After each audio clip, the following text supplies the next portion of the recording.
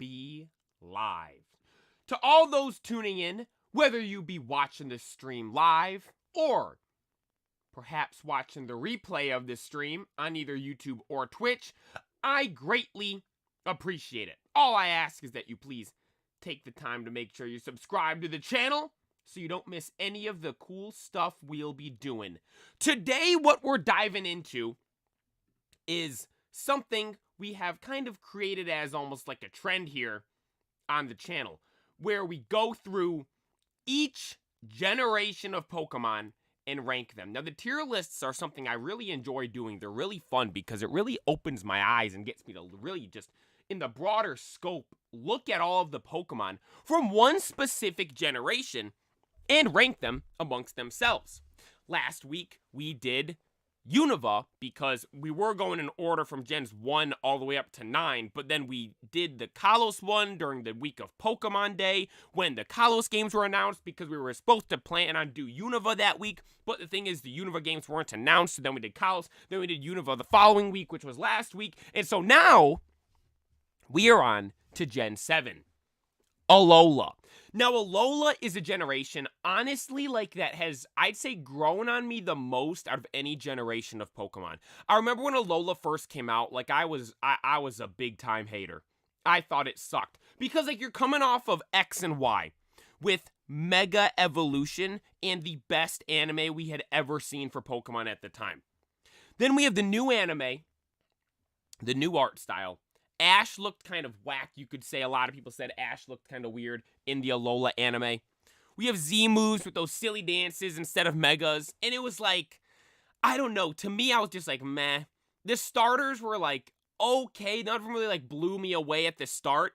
But over time, man, Alola has grown on me a ton. A couple of years ago, I sat down and watched the entirety of the Alola anime beginning to end. And if I'm being honest, that's one of the things that caused me to like Alola so much because of the anime. I watched the anime, and that's one of the reasons why I like Rowlet so much. And speaking of Rowlet, I forgot. I was going to put him up in the background.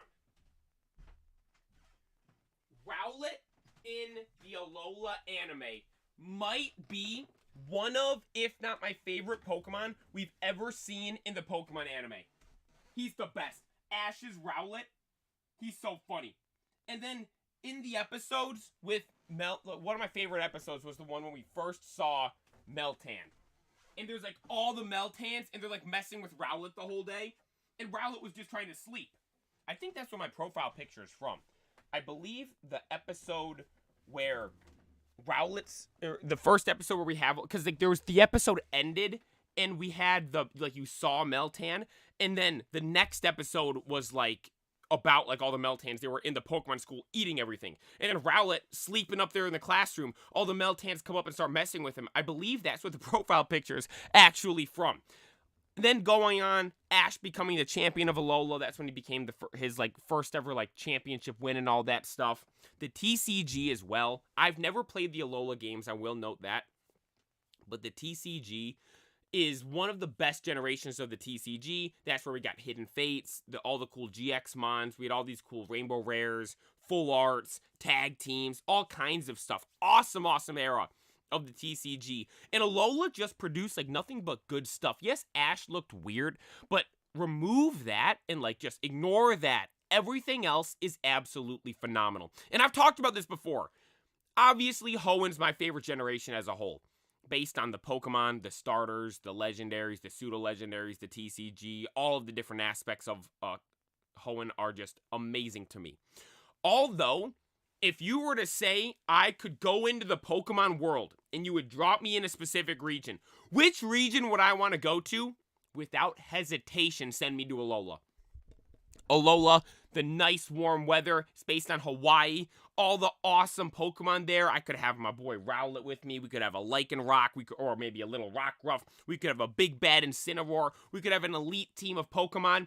We're out there on the beach where it's super nice and warm. They got good food there, all kinds of awesome stuff going on. Alola is honestly like, so Hoenn's my favorite based on the actual like Pokemon and all that stuff.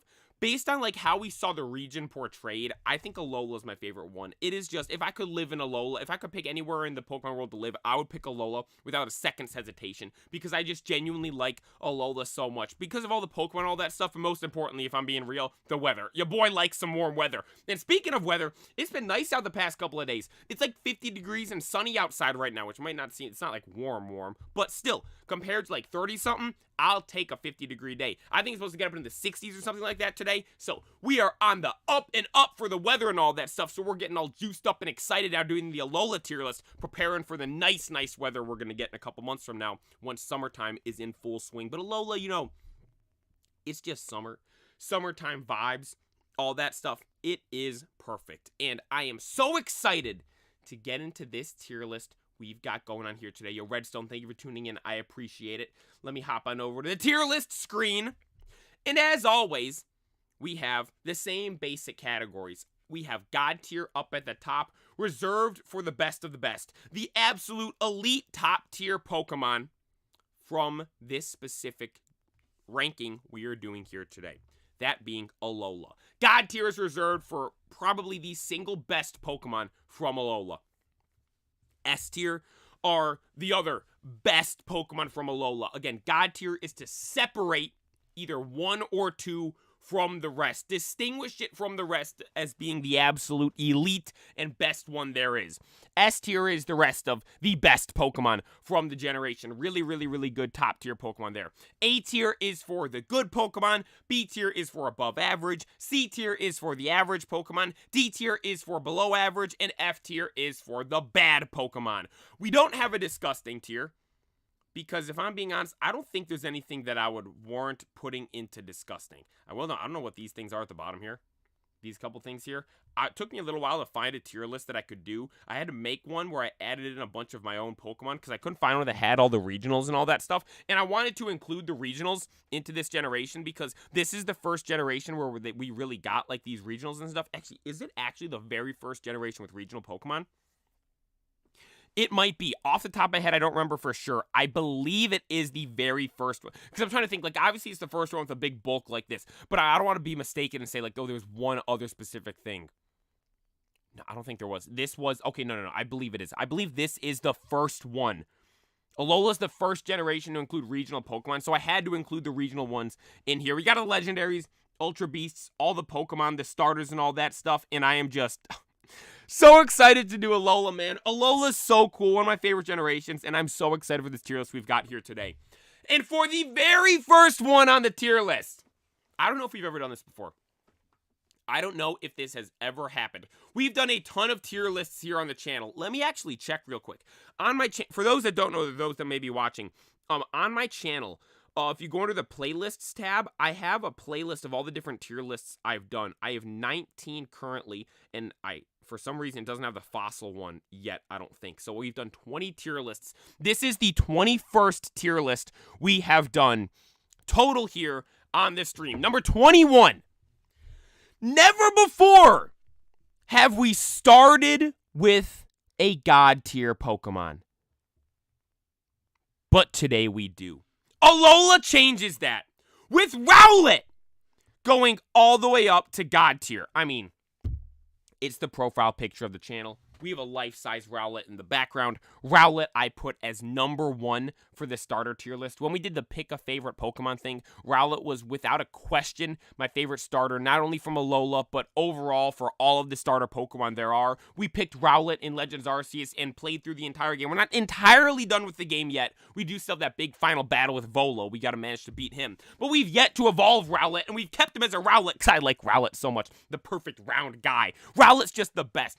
As I was explaining a little bit ago, Rowlet is probably my favorite Pokemon I've ever seen in the Pokemon anime. And I've been a massive fan of the Pokemon anime my entire life. And for me to say Rowlet's probably my favorite, like, I just, dude, how he was portrayed in the anime was hilarious. He had the Everstone. He had, like, that, when he was in, like, the championship battle and stuff, he had that, like, fancy, like, outfit, like, the hood he got that looked like Decidueye's hood and all that stuff. It was hilarious, dude. I loved Ash's Rowlet in the anime. And Rowlet's just easy God tier for me. And if I am being honest, I don't know if we'll put anything else up there.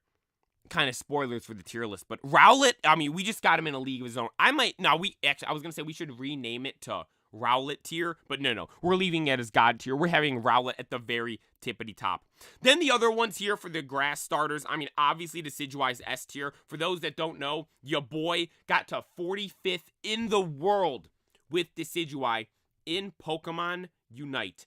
Got all the way up to 45th in the world. This was a little while ago now. Then I ended up stopped playing for a while, and I never really got fully back into it. I am kind of getting back into it now with how you've seen me played on the streams and stuff. And Decidueye is just without a doubt my favorite character in the game. I've tried playing other characters in Pokemon Unite, but none of them have brought me the joy I have gotten from playing that game as Decidueye. And the thing is, too, I didn't even like Decidueye really before I played him in Unite.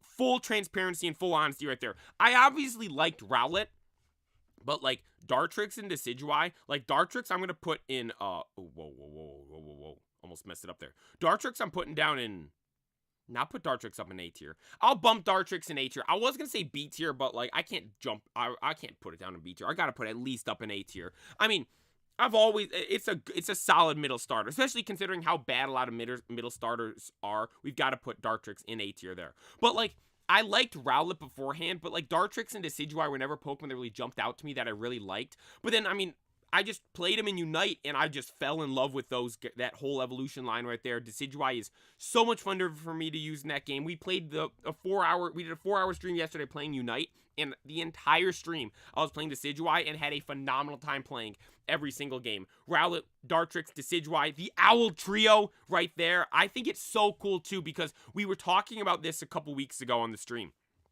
So Decidueye is obviously the grass type starter from Alola. It is also a owl is what it's based on, and it's also a ghost type as well.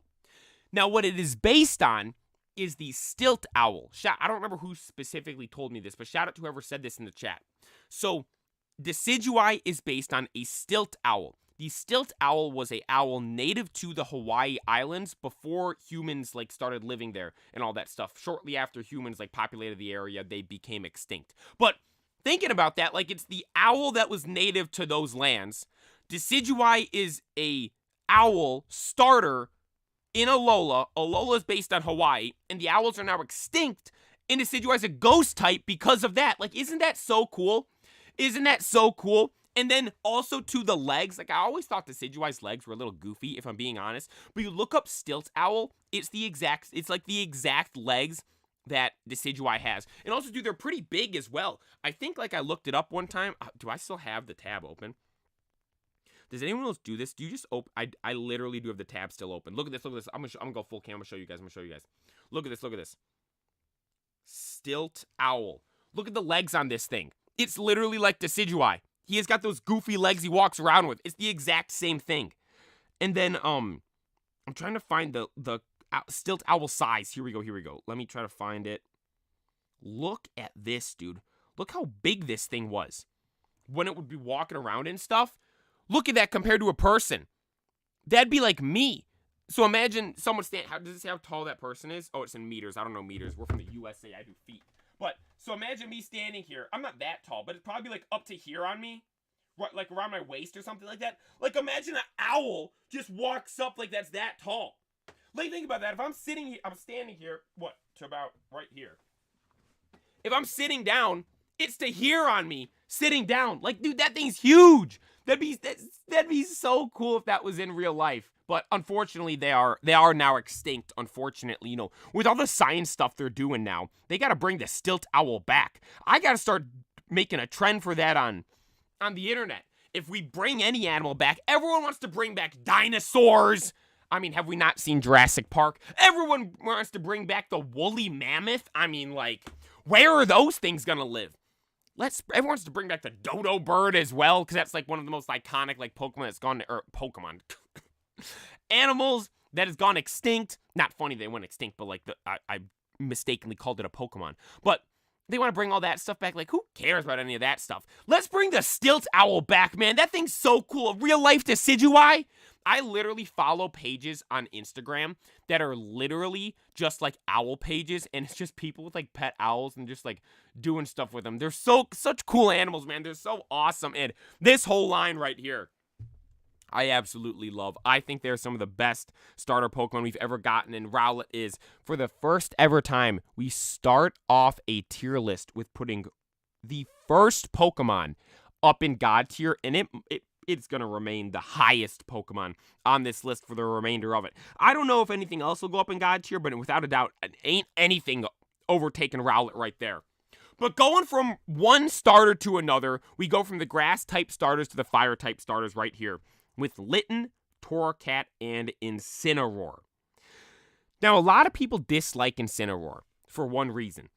It is the best Pokemon in the history of the TCG. VGC. Oh my god. Look, I'm saying it all confident and stuff there, and I say the completely wrong thing.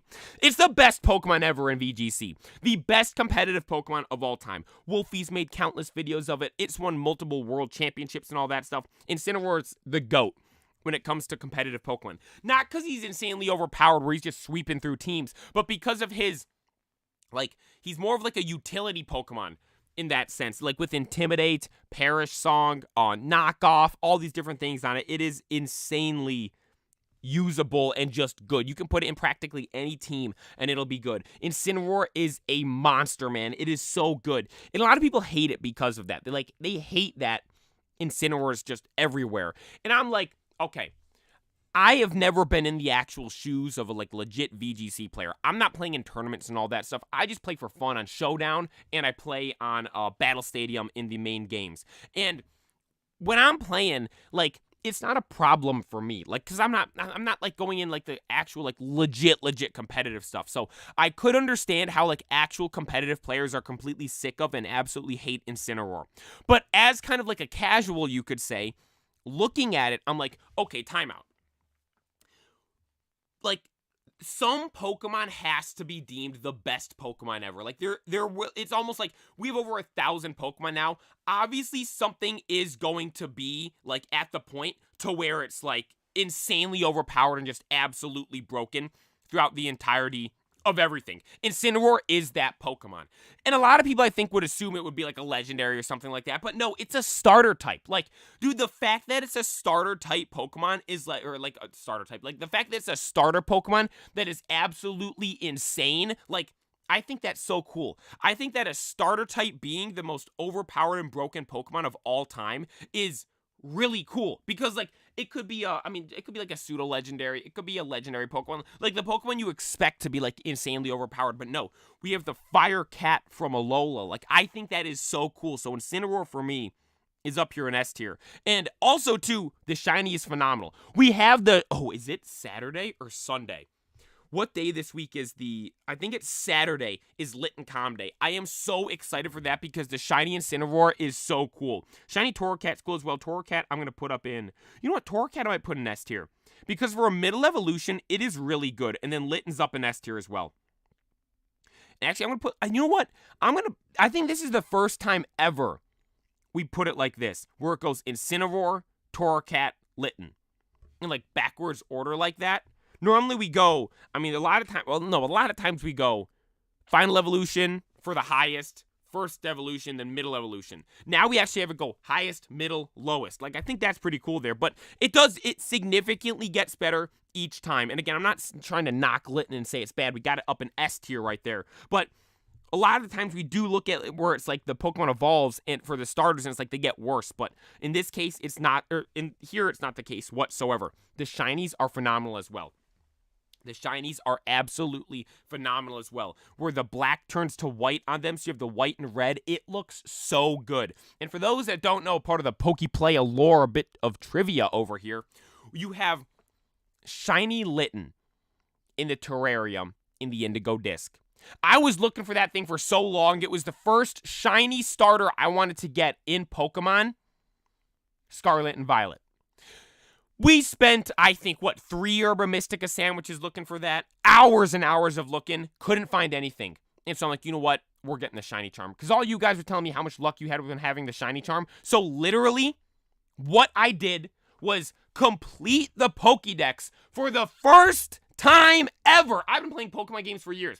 For the first time ever, I completed a Pokédex in a Pokemon game in order to get the Shiny Charm, to get Shiny Litten, and we would then go on to get Shiny Litten with the first sandwich we did since having the Shiny Charm and evolve it to Shiny Incineroar, and so because of that, I've always just loved the Shiny Cat. The Fire Cat from Alola. Like, this might be one of the best duos for starters for any generation for me. You look at, like, obviously, like, Gen 3 is my favorite, and I'd say Gen 1's my second favorite, because Gen 3, you have Swampert, Sceptile, Blaziken. Gen 1, you have Charizard, Venusaur, Blastoise. Like, those are, without a doubt, for me, 1 and 2. But when it goes to number 3, what would be my third favorite for starters? Like, there isn't another generation where I look at it, I'm like, all 3 starters are elite. Some people might, I'm like, no. I was going to say, some people might say Johto, but, like, Meganium isn't the best. Then you think of, like, Gen 4. Nah, actually, you know what? To be fair, I could understand people putting Gen 4 there. But for me, and this isn't meant to be, like, me hating on Sinnoh. Like, I've mentioned before, I love the starters from Sinnoh. That's one of the best parts about the whole gen. But, like, Incineroar and Decidueye, I like so much. Like, I'd put them side by side with, I'd put the Alola starters side by side with the Sinnoh starters. And the Sinnoh starters have all 3 good starters, while the Alola starters just have 2 good starters. But the 2 good starters from Alola are so good, it literally makes up for it. And so, Incineroar and Decidueye just got to be up there at the top of S tier for now, starting off strong with the tier list right here. Normally, when we do the starter type at the start of the tier list, I keep saying starter type, the starter Pokemon at the start of the tier list, I'm like, oh, I'm unsure. It's kind of weird because there's nothing else in here on the tier list at the very start. There's no question in my mind for where we rank these guys right here. It is just no question about it. This is where I think all these Pokemon belong. And yo, to everyone tuning in, thank you so much. Redstone, like I said, thank you for tuning in. Yo, Hasham, thank you for tuning in. Derp Jerk, thank you for tuning in. I appreciate it. Thank you guys all so much. Thank you for watching. It means a lot. But then, like I said, there are 2 really good starters from Alola. The third, I don't really like. Poplio. What the heck is the middle evolution's name? Is it bad? I don't even know. This shows how much I don't really like this thing. I know it goes Poplio, Primarina. What's the middle one? Poplio,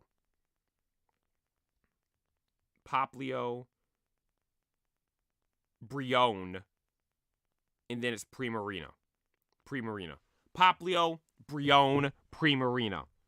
I mean, I kind of like them. They're based on, like, I think, like, a seal or something like that.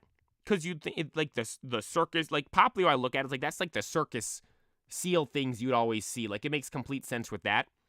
But then Primarina, its like biggest thing it's got going for it for me is that it's a fairy type. And so because of that, I'll put it in A tier. I don't think I want to put it above Dartrix. Nah, I'm going to leave it below Dartrix. I'll put it up in A. Actually, you know what? I'm going to put the Brionne one in B tier. Poplio up. I'll put Poplio up here. And I gotta leave Dartrix at the top because it's based on a barn owl. And like I said, I love owls and just the whole line as a whole. So we'll go Poplio at the start, then Primarina, then Brionne down in B tier. So, like, if I'm being honest, I've never been the biggest fan of these ones right here. Like, again, and the other 2 are so good, like, it doesn't really matter to me. I'm like, Incineroar and Decidueye are such good starters, like, I don't really care how the other starters are, or the other starter is from Alola. So with Primarina right there, like, I mean, it is what it is. You can't, I mean, unfortunately, it seems like we can't have generations where every Pokemon is just perfect for the starters. But, like, to be fair, though, like, with it being a Alola, based on, like, a sea animal, like, it made sense there with that, for being the water-type starter. Like, I think it is cool in that extent, but, like, by no means is it something I'm putting up at the very top of this. I'm not putting it up in S tier whatsoever. And then the next one we have is Pikipek. Now, we have Pikipek, Togebeak, and Toucanon, if I'm not mistaken. Pikipek, Trumbeak, my bad, Trumbeak. Trumbeak and Toucanon. Now, these things are crazy. They're based off toucans. Now, I love Fruit Loops. Fruit Loops are great with Toucan Sam. And I like the Toucanon because of that. Toucanon, for me, is easy S tier Pokemon. Is it, though?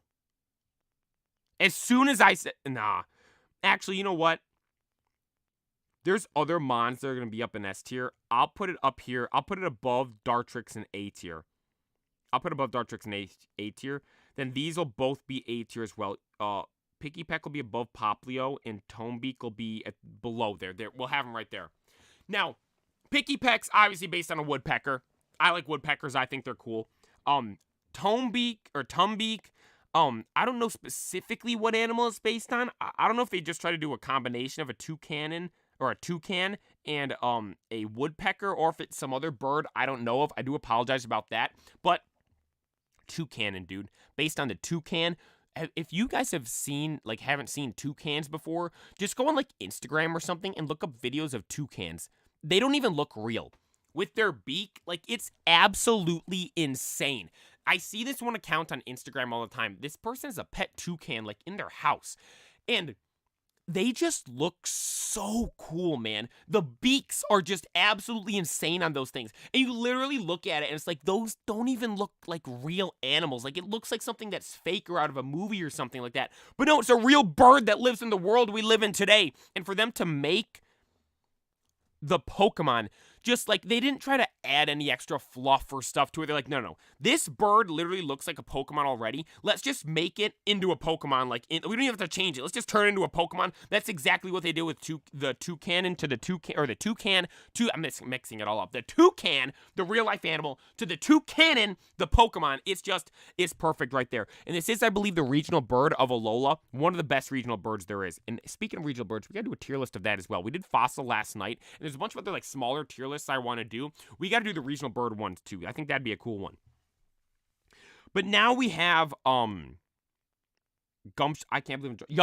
and Gumshoes. Now these guys are kind of, this was one of like those temple Pokemon. I'm putting them in average C tier. They're not bad by any means. I don't think they're bad, but like, they're not Pokemon that really jump out to me that I'm like, oh, those are so cool. They're fine. Then we have Grubbin, Charjabug, and Vikavolt. Now, if I am being completely honest, some people might get mad at me for this. I don't really like Vikavolt that much. All honesty, I like Charjabug and Grubbin more than Vikavolt. Like, to me, it's never been a Pokemon that I'm like, oh my god, that's so cool. The shiny's pretty cool, how it turns white, but like, I like Charjabug's shiny better. It goes from green to red. And just for me, like, it is cool, but like, it's almost too small. Yo, Jack, thank you for tuning in. Like, when you see it in the anime, like, Sophocles has one, if I'm not mistaken. Like, I don't know. Did anyone else feel this way? Like, Vikavolt was just a little too small? Like, the concept's cool. It's there, but, like, I don't know. You know what? I'm going to do that. No, I got to put Vikavolt above it. I can't put it like that. We have to put Vikavolt above Charjabug. I got to put it like that. But it is cool. I like how shiny Charjabug. I hate yawning. I like how shiny Charjabug is red. I really like that. Like, in the anime, there was that episode of them like racing and that kind of stuff. And Sophocles was racing with his Charjabug. And then there was that guy with the shiny one as well. I thought that was cool how they added. Like, anytime they add shiny Pokemon in the anime, I always think is really cool. And then Vikavolt, though, is like, it evolved, but it's like, I just wish it was like a little bit bigger. I don't know if that makes sense. Like, I just feel like it was too, like, how we were talking about the legendaries in Scarlet and Violet and the static spawns, like Reshiram and Zekrom. It's like, they look too small. Like, they should be bigger. Like, Vikavolt, I feel, is in the same boat right there. And kind of an interesting fact as well, Grubbin was almost the first Pokemon Ash caught when he got to Alola. He was running in the woods and almost caught one, but couldn't catch it because it got away. Interesting fact right there from the anime. But then we have Crabrawler and Chronominable. Now, I like these Pokemon here. What type are they? Let me check. Chronominable is ice fighting, right? Yeah, ice fighting type. I think they're pretty cool. What are they? What's their dex entry, actually? The detached pincers of these Pokemon are delicious. Some trainers bring Lechonk into the mountains just to search for them.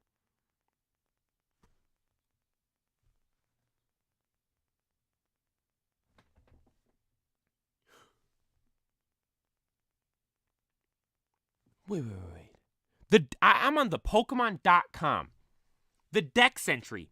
The detached pincers of these Pokemon are delicious. They're saying they eat this Pokemon. And then they're also saying some trainers bring Lechonk into the mountains just to search for them. Lechonk's Gen 9. So they went back and changed the dex entry for Chronominable upon the release of Lechonk in Gen 9? I didn't know Pokemon did that. Yo, shout out Pokemon. That's so cool. I mean, it's not really cool they eat them. Or that Lechonks are, I mean, I guess Lechonk, I didn't think Lechonk was a hunter out there looking for these things. Shout out Lechonk. But Chronominable and Crabrawler, I like them. It reminds me of the Abominable Snowman from that movie. What was the movie? Was it Rudolph? What movie was it? I think it was Rudolph, Abominable Snowman.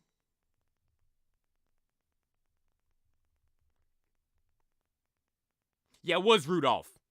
Yeah, that's what it reminds me of. That thing. I think it's cool. One thing I do really like is how we got a lot of ice types in Alola. You would think Alola, nice, summer, sunny, the islands and all that stuff, it'd be mainly just like no ice types because it's hot. But like they added in like up in the mountains and stuff where it gets like cooler and all that. Like they added that in with some of the regionals we'll get into later on. And these guys right here, I think that's really cool. Chronominable is a Pokemon that I really like. Next, we have the different Oricorios. Now, I have the different names of them pulled up in front of me here. So the first one we have is Bale-style Oricorio, the red one. Then we have, what's this next one right here? Pau-style Oricorio, the pink one. Pom-Pom-style Oricorio, the yellow one. Then Sensu-style Oricorio, the purple one. Now, if I'm being honest, the Oricorios are never Pokemon I've been the biggest fan of. Like, I do think this is cool because, like, for each island, there's a different Oricorio. Like, Darwin with all the birds. Were we not just talking about that last night with the fossil Pokemon? Like, Darwin and the birds and, like, the different, like, natural selection, that whole process of that stuff. And, like, them adapting to the different environments and stuff they live in on the different islands. Like, for them to implement that into here, like, once again, is just shout out Pokemon. This is so cool that they went through and did this right here. All four of these are, like, fine for me. I will note, I do like the fire one the best. I'll put that one in A tier. And then this, yeah, I might put that, no, I'll put this one in B tier. And then these two are put in C tier. I don't really like those two too much. I guess this one is kind of like the Honolulu, Hawaii type stuff with, like, or the Honolulu, that's the capital of Hawaii, you idiot. The, like, hula dancers and all that stuff. With, like, that Oricorio right there, like, tying into the cultural aspects of it. One thing I've always mentioned is I really like how how Pokemon will add into, like, the cultural aspect of the region that it's based on. So they nailed that perfectly here with these birds as a whole, if I'm being completely honest. And I think that one's a fire type, the one I have at the very top. What's the name of that one?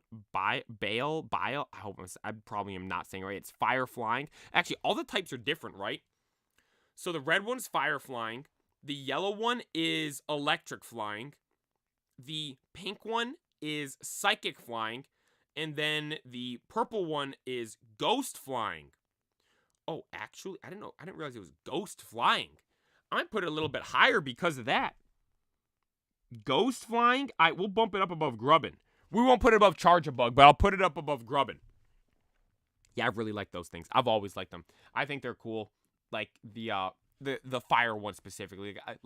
I always saw, I remember in the anime, I think the first one they showed was the purple or the pink one, but the fire one always stood out to me and I thought it was cool. It kind of reminds me of Galarian Moltres now as well with the colors and stuff on it, but the yellow one's my least favorite one and that's the one that spawns by me in Pokemon Go, so it's kind of unfortunate.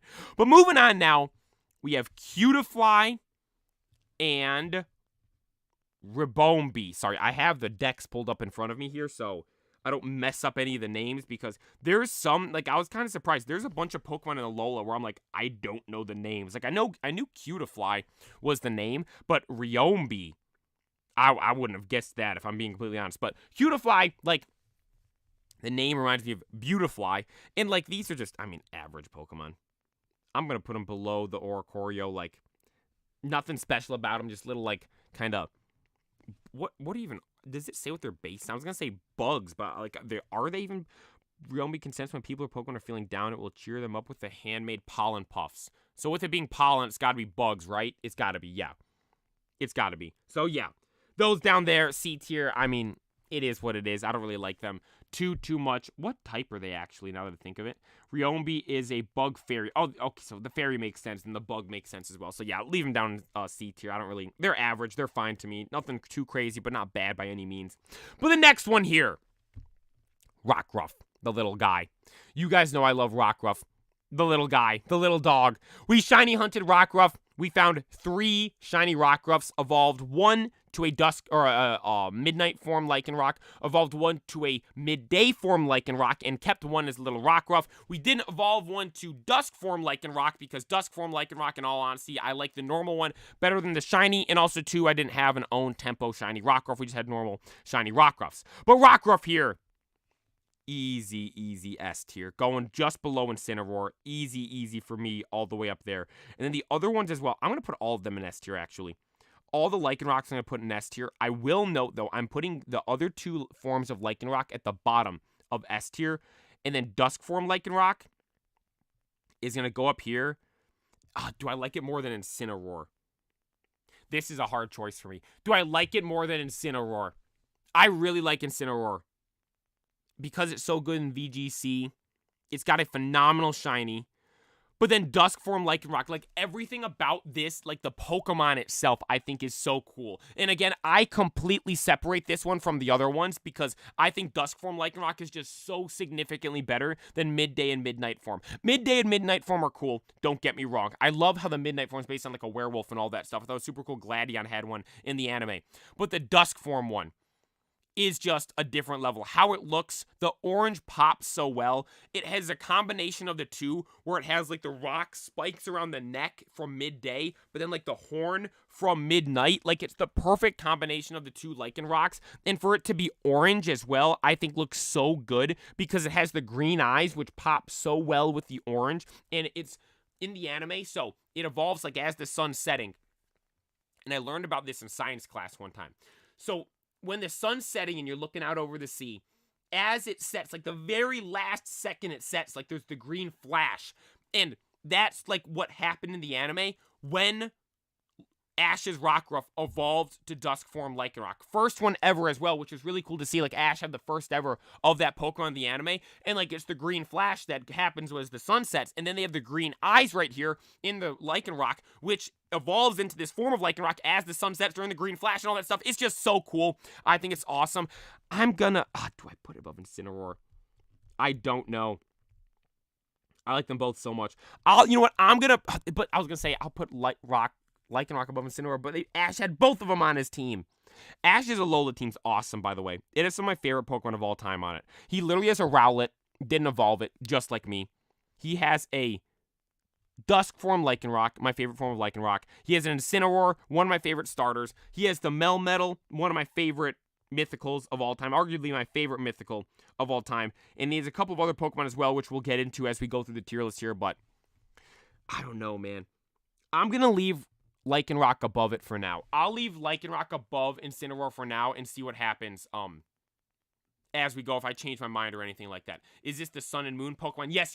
Alola Pokemon, Gen 7, Sun and Moon.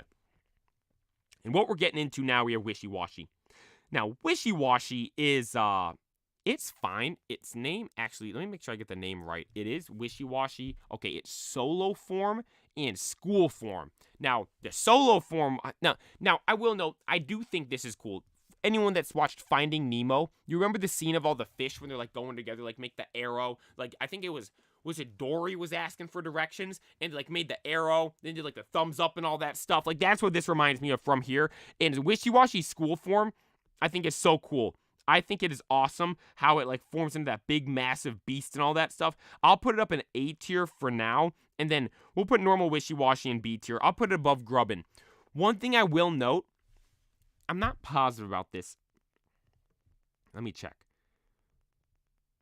Solo form of Wishy-Washy. There's not different colors of Wishy-Washy like Tatsugiri, is there? No, I don't think so. That is one thing I wish we kind of could have gotten. So you know how Tatsugiri, you have all the different colors and all that stuff?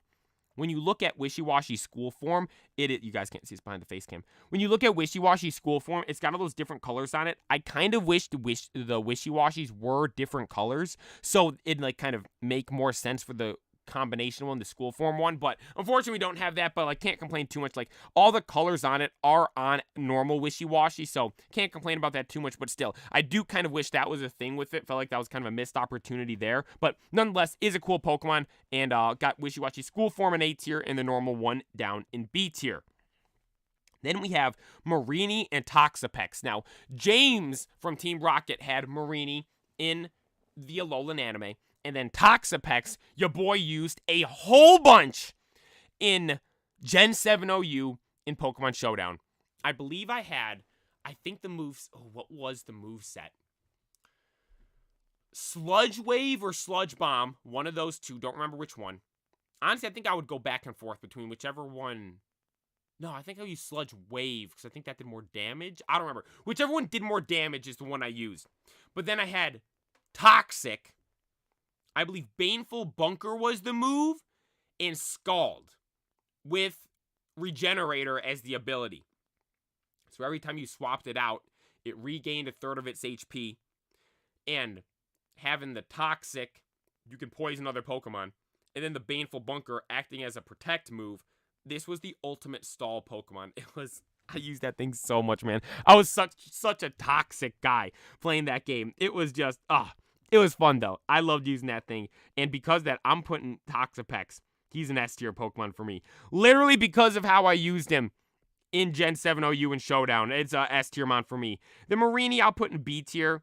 I'll put at the bottom of B tier. I did catch 100 IV Marini in Pokemon Go, like right when it came out. I got really lucky with Alola as a whole, now that I think of it. I'll get into another Pokemon here that I caught right away that was like insanely rare in Pokemon Go for Alola, like when it first came out. But I got 100 IV Marini, like right when Alola came out. Or like it might, actually now that I think of it, Marini might not have been released right when Alola came out. So it might have been like right when Marini was released. No, whenever the Pokemon was first available, Marini, I got 100 IV of it in the wild. It wasn't like a hatch from an egg or anything like that. I caught it in the wild, which I always thought was really cool. And I've always liked it. Just that little bit more because of that. Now, though, we have Mudbray and Mudsdale. Mudsdale's like one of the heaviest Pokemon, right? How much does this big boy weigh? 2,200 pounds, or 2,028 pounds. 200, my bad. 2,028 pounds. That's how much this thing weighs. I believe the heaviest Pokemon in, not of all time, obviously. You got big boys like Wailord and Groudon out there. But the heaviest Pokemon, I believe, in, Pokemon Scarlet and Violet, per the Pokedex from when we were looking at it that one time. Even heavier than the big boy Lax. But these things are cool. Mudsdale, based on a Clydesdale, I believe is the name of the actual horse. Easy A tier Pokemon. I'm kind of just, a lot of the Pokemon right now also too, I'm just kind of like putting in the tiers. We'll kind of like sort the order of them a bit as we get further in, but then Mudbray is like, it's fine for me. I'll put it right there. I think it's an average Pokemon. Nothing really like blows me away, but at the same time, it's nothing that I'm like, it's not bad by any means. Then next we have Duper and Araquanid. Now these two right here, we were talking about this when we saw them in, because for those that don't know, in the coastal biome, in the terrarium, in the indigo disc, in Pokemon Scarlet and Violet, you can get wild Araquanids in, is it the coastal biome? Or is it also the water of the savanna biome? I don't remember specifically which one. I believe it's the water of the coastal biome. You can catch Araquanid.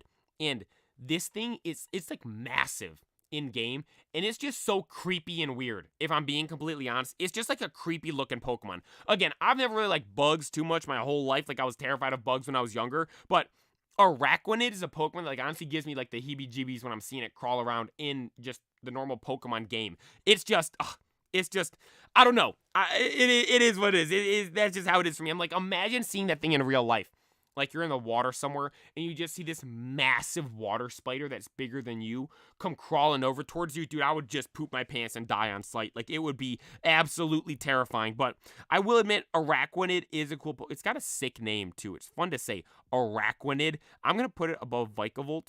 And then Duper, I'll put down above Grubbin.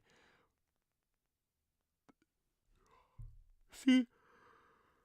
With Wishy-Washy, do I put it above Wishy-Washy? I'll put it above Wishy-Washy. I'm not going to put it above that Oricorio, though. I'll put it above that Wishy-Washy, because the aspect of Wishy-Washy I really like is how it turns into the big one, and the big one's its own separate thing, so we'll consider that one as its one on its own. We'll leave it down below Duper there for now. Then we have Fomantis and Lurantis. I'm probably saying that name wrong too. This thing's always in Pokemon Go, or not in Pokemon Go, in Pokemon Sword and Shield. I remember always seeing it and always thinking it's like some big crazy Pokemon. I'm like, oh, it's just a basic bug thing from Alola. And what's its type? It's a grass type. But it looks like a bug. It looks like a praying mantis and all that stuff. And I will note, they've done this a lot. Like, we have Scyther that's kind of like a praying mantis type Pokemon. You have Leavanny, who's kind of a praying mantis type Pokemon. Then we have Lurantis here, another praying mantis type Pokemon. Now, this one was released on its own, I believe, in Pokemon Go. I don't think it was released a part of, like, the initial, like, Alola drop in Pokemon Go. It would come a bit later. But I got a decent one, I remember. I have a lucky one I traded with someone and it ended up being lucky. And I've always liked it a little bit. I think it's cool, like it's got those, like, its legs have those, like, the two shades of pink, the stripes on it. It kind of looks like it's wearing some cool striped pants. That's what I kind of think of when I see that thing. So that's one of the reasons why I like it. But, I mean, it's a fine Pokemon. It's based on a praying mantis. Praying mantises are really cool. So I will put it in, I don't want to put it in A tier. I'll put it in B tier, though. We'll put it below Oricorio. And if I'm being honest, I kind of like the pre-evolution better. I'll put the pre-evolution above it. It's just little and cute with the little face it's got, the little claws it's got. We'll put it above Lurantis right there. Then the next one we have Morlul and, oh god, there's no way I'm going to pronounce this other name. Shiinotic? Is it Shiinotic? The big crazy mushroom things right here. I remember, I think they were in the one anime episode when they were making curry or something like that, if I'm not mistaken, in the Alola anime.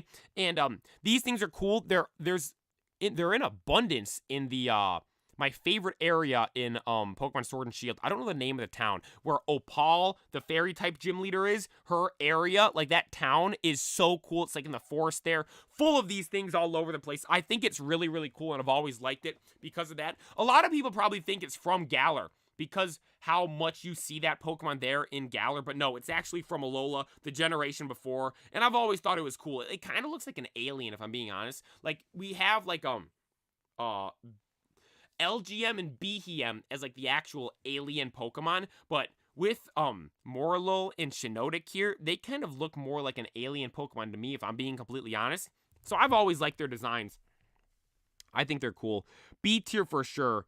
We'll put more, or Shiinotic, I like it more than Fomantis, I think.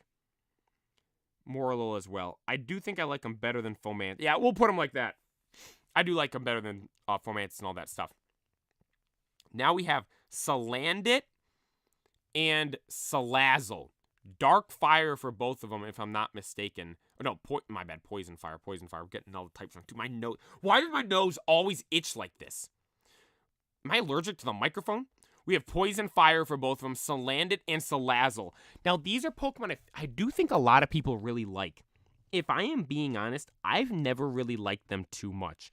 Like, they look cool, like some kind of creepy lizard Pokemon. Like, so, on that sense, I could understand people liking them. But for me, I've never been the biggest fan of them. I do think, like, they're decent, though. I'll put them the bottom of A tier. Like, I do like the pre-evolution better because I like the red and the black rather than the purple and the black. But I don't know, man. Like, what's the dex entry on this thing? I've never been the biggest fan of it. We have Salazzle. Salazzle makes his opponents lightheaded with poisonous gas and captivates them with alluring movements to turn them into loyal servants. That's kind of creepy. I've never been the biggest fan of them. I think they're fine, though. I'll put them up in A tier. But you know something I am a big fan of? These next ones we have right here.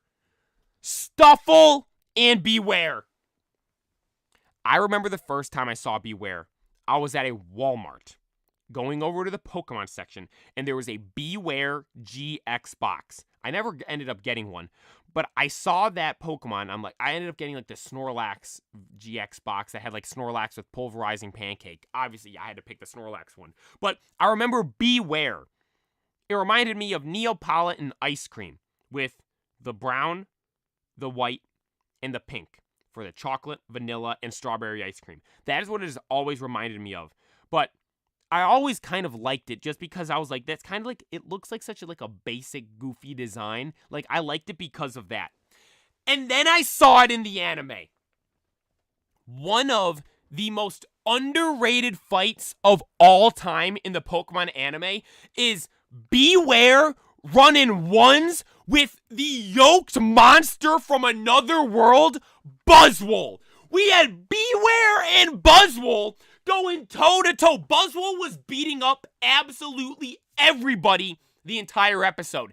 Then Team Rocket's Beware pulls up and wipes the floor with Buzzwole. It was absolutely insane. So because of that, Beware is an S-tier mon without a shadow of a doubt. This thing was an absolute monster in the Alola anime. Such a cool Pokemon as well. It's just, it looks so dumb and goofy, but it's like this giant monstrous bear in the anime. Like, it's like the exact opposite of what you would think of it. Like, for instance, we have the Kodiak bear, Blood Moon Ursa Luna. You would think that would be the big, savage, super strong and powerful bear Pokemon.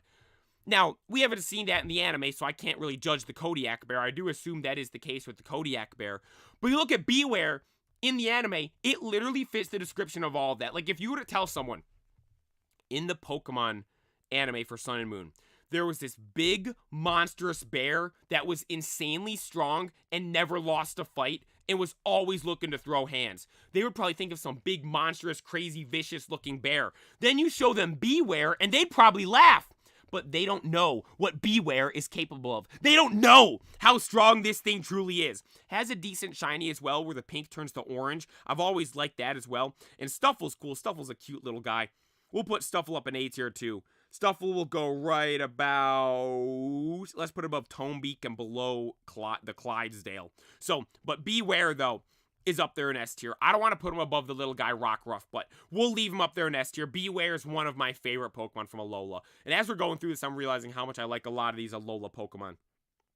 But the next one we have, ooh, dude, we got a good run of Pokemon coming up here. The next one, and one thing I will note, after we do Komodo, before we do the Legendaries and Ultra Beasts, we're going to do all the regionals. We'll do all the regionals before we get into the Legendaries and Ultra Beasts. I will note that. But next we have Bounsweet, Steenie, and Serena. I think these are cool.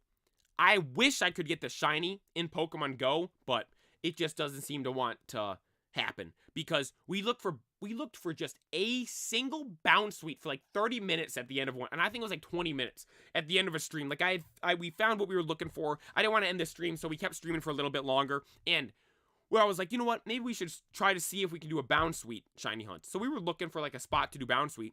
We didn't find a single Bounsweet for 20 minutes. We ended up going to a Lechonk mass outbreak because we couldn't find one.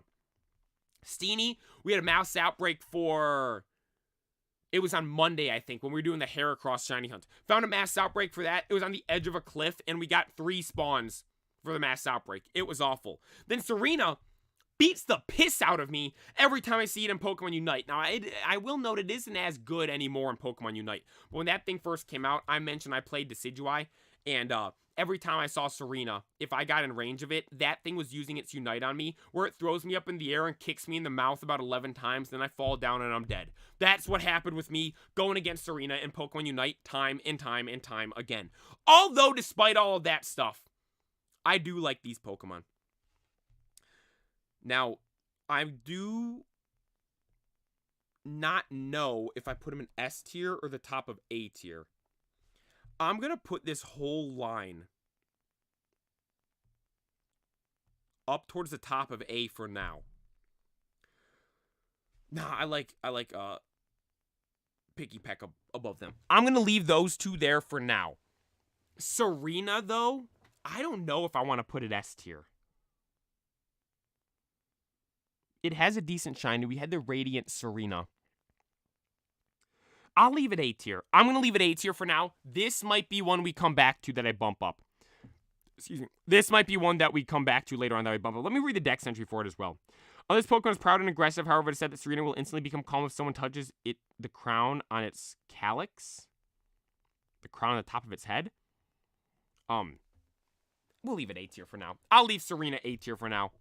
I might bump that one up. Because, like, I don't want to put it... You know what? Let's do this. I'm going to bump Toxapex up above the Lycanrocs.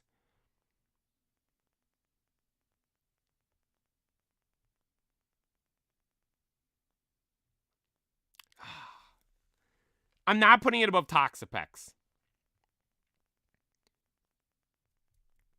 I'll put it above those Lichen Rocks, because I do want there to be a significant gap between those Lichen Rocks and the other one to signify how much I like the other one more than. Oh, you guys can't even see it. Sorry, it's below under the face cam. We're gonna put Serena right there. Serena will get the bump up to S tier. Oh ho ho. Next we have Comfey. Now Comfey, on its own, is like, it's fine. It's like a ring of flowers. But you look at Comfey in Pokemon Unite. Comfey in Pokemon Unite is quite literally a cheat code. Now, it is essentially like sacrificing a Pokemon on your team because it doesn't attack. You're a man down, essentially. Although, if put on the right Pokemon, it can make a Pokemon indestructible. Like, for instance, I think the best random teammate I have ever played with in solo queue in Pokemon Unite was a Dodrio with a Comfey on it. That was mastering. Like, that... Is someone knocking? No, Murphy would be barking if someone was knocking. Sorry, I thought I heard someone knocking at the door, but Murphy would be going crazy if someone was out there. But we were in a master ranked game. We were pushing up to 1,600 in the rating, and we had a random guy playing with us that was a Dodrio and had a Comfey on him. That was the best performance I'd ever seen in Pokemon Unite. I might go back and I should record that. I should go back and get that clip and just post that as its own video, just because like it was so insane how good that guy was. We also had a T-Tar on that team that was insane, but that guy was 1v4ing the entire team in their jungle like towards the end of the game. I remember. Hey, I'm gonna sneeze. Like I remember that game. Sorry, I was playing Dragapult, and at the end of the game, like my stats weren't that great. I didn't really have very many kills, very many assists, very much damage, but you know what I was doing? I got every objective. I got both Regielekis, both Regis down bottom, and Rayquaza. Why was I able to get all those by myself? Because the Dodrio with the Comfey was beating the absolute piss out of the other team the entire time. It was absolutely insane. And then I have that clip I have, where I'm Dragapult with Comfey on me. It's like, I'm like, Comfey, come here, get off Mamoswine. And then Comfey jumps onto me as Rayquaza spawns. I take out Rayquaza by myself, and then I 1v4 the other team. I take out a Cramorant. Now, I don't think I specifically got all 4 kills. I did the damage to all of them, though. Like, I think the Comfey snagged one of them. I think one of the Pokemon no, I think what happened was I took out Espeon, which was a gold ribbon Espeon. Then the Comfey took out the Cramorant, but the Cramorant ulted, and I just rushed it and did all the damage to it. Comfey just did a little bit of damage at the end. And then I 1v2'd the 2 best Pokemon on the other team. There was a Blaziken and Lucario, and you can go back and watch the stream and watch that video. I have that specific clip posted. I posted it as a short reel in TikTok and all social medias. And I had said just before Rayquaza, we have to look out for the Lucario and Blaziken because those 2 guys have been beating us up the whole game and are the 2 best Pokemon on the other team. Then I get Rayquaza and just beat the absolute piss out of both of them with Comfey on me. Now, the only reason I beat him was because I had Comfey, but that's how OP Comfey is. I take the 2 Pokemon that I will note are close-range Pokemon, Lucario and Blaziken. I am in the middle of both of them. They're on Blaziken's above, Lucario's below. They're both attacking me at the same time, and I 2v1'd them. It was absolutely insane. It was so cool. Because of that, Comfey's going up rather high. We're going to have Comfey be the bottom of S tier. Again, Comfey, like the Pokemon Comfey is, I mean, I don't really care. What's the dex entry of it? It uses its vine to pick flowers. The flowers that Comfey attaches to itself develop healing properties. The healing properties. That's why it's up there. Comfey will be the bottom of S tier. I'm not going to put it anything higher. That will be the bottom of S tier no matter what for this tier list right here. But I have to put it in S tier to acknowledge and respect what Comfey has done for me in Pokemon Unite. Comfey, without a doubt, is going up there in S tier because of its services it has provided to me in Unite. Next, we have a Pokemon I have always loved. This one... Do I put him S tier? That's the first thing that came to my mind right there. I didn't even get a chance to get the words out to explain Oranguru right here. I'm going to read the dex entry first for Oranguru. Oranguru's dex entry is, people used to mistake Oranguru for a human when they saw it issue a command after command to other Pokemon of the forest. I think, Mallow, was that the girl's name? The girl with the Serena in the anime? Her, like, teacher, I think she called the Oranguru teacher. It's like oh my god. The Elric, I couldn't think of their last name. The Elric brothers from FMA Brotherhood. They called their like teacher just teacher, and then she called their Oranguru that taught her the stuff teacher as well. Oranguru had his own little like bar and stuff in the anime in the forest. It was hilarious. You'd see like Meowth chilling in there drinking the juice that Oranguru had made and all that stuff. It was so cool how Oranguru was portrayed in the anime. And orangutans are honestly like one of my favorite animals of all time. Like they're just so like, I don't know, I just love how they look. Like, the reddish orange hair they've got is so cool. They're, like, some of the smartest animals of all time, if I'm not mistaken. Their, like, grip strength is unreal, dude. They got those big, lanky arms. Like, they're such cool animals. And Oranguru being based on them, I think is super cool. And Oranguru, to me, has always just been a cool Pokemon. Like, every gen kind of has those, like, basic normal type Pokemon. And a lot of the times they're just kind of meh, whatever, who cares. This is one because Oranguru is psychic. I'm getting this right? Yeah, it is psychic normal type. And it is like that kind of like basic normal type you could say of this generation. Doesn't have a pre-evolution, doesn't evolve in anything. It's just Oranguru, just the single Pokemon on its own. Yet I've always really, really liked it. So Oranguru, I'll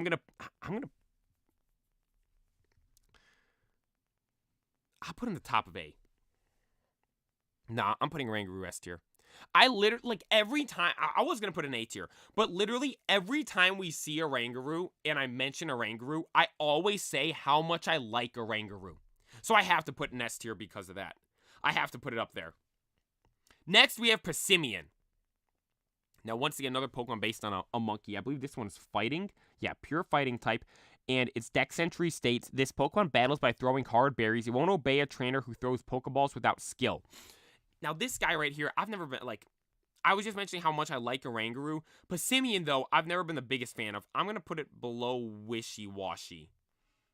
Wherever that is, right? Now I'll put it below the Fomantis. Let's put it right there. Like, Passimian is kind of meh to me.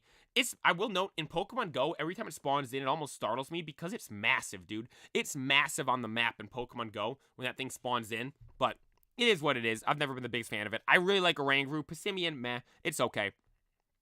Now we have Wimpod and Golisopod. Now these ones here are pretty cool. These ones here are cool. I will note that. I like Golisopod. They're based on like those. The dex entry say what they're based on? So Wimpod's dex entry states it's nature's cleaner. It eats anything and everything, including garbage and rotten things. The ground near its nest is always clean.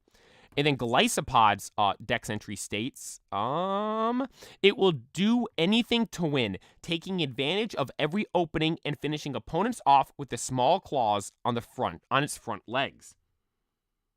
It's got claws on its front legs? Or are those like the arm things it has? Hang on, let me look up, what is Wimpod based on? What is Wimpod based on?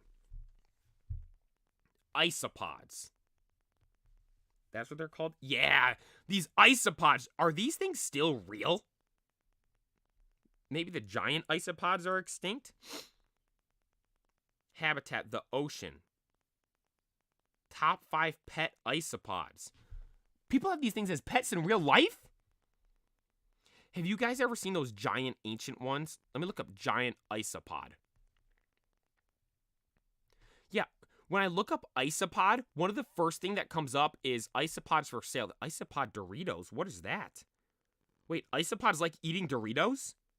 What, is this some meme? Isopods Doritos. Oh my god, they like Doritos. Giant isopod. Yeah, dude.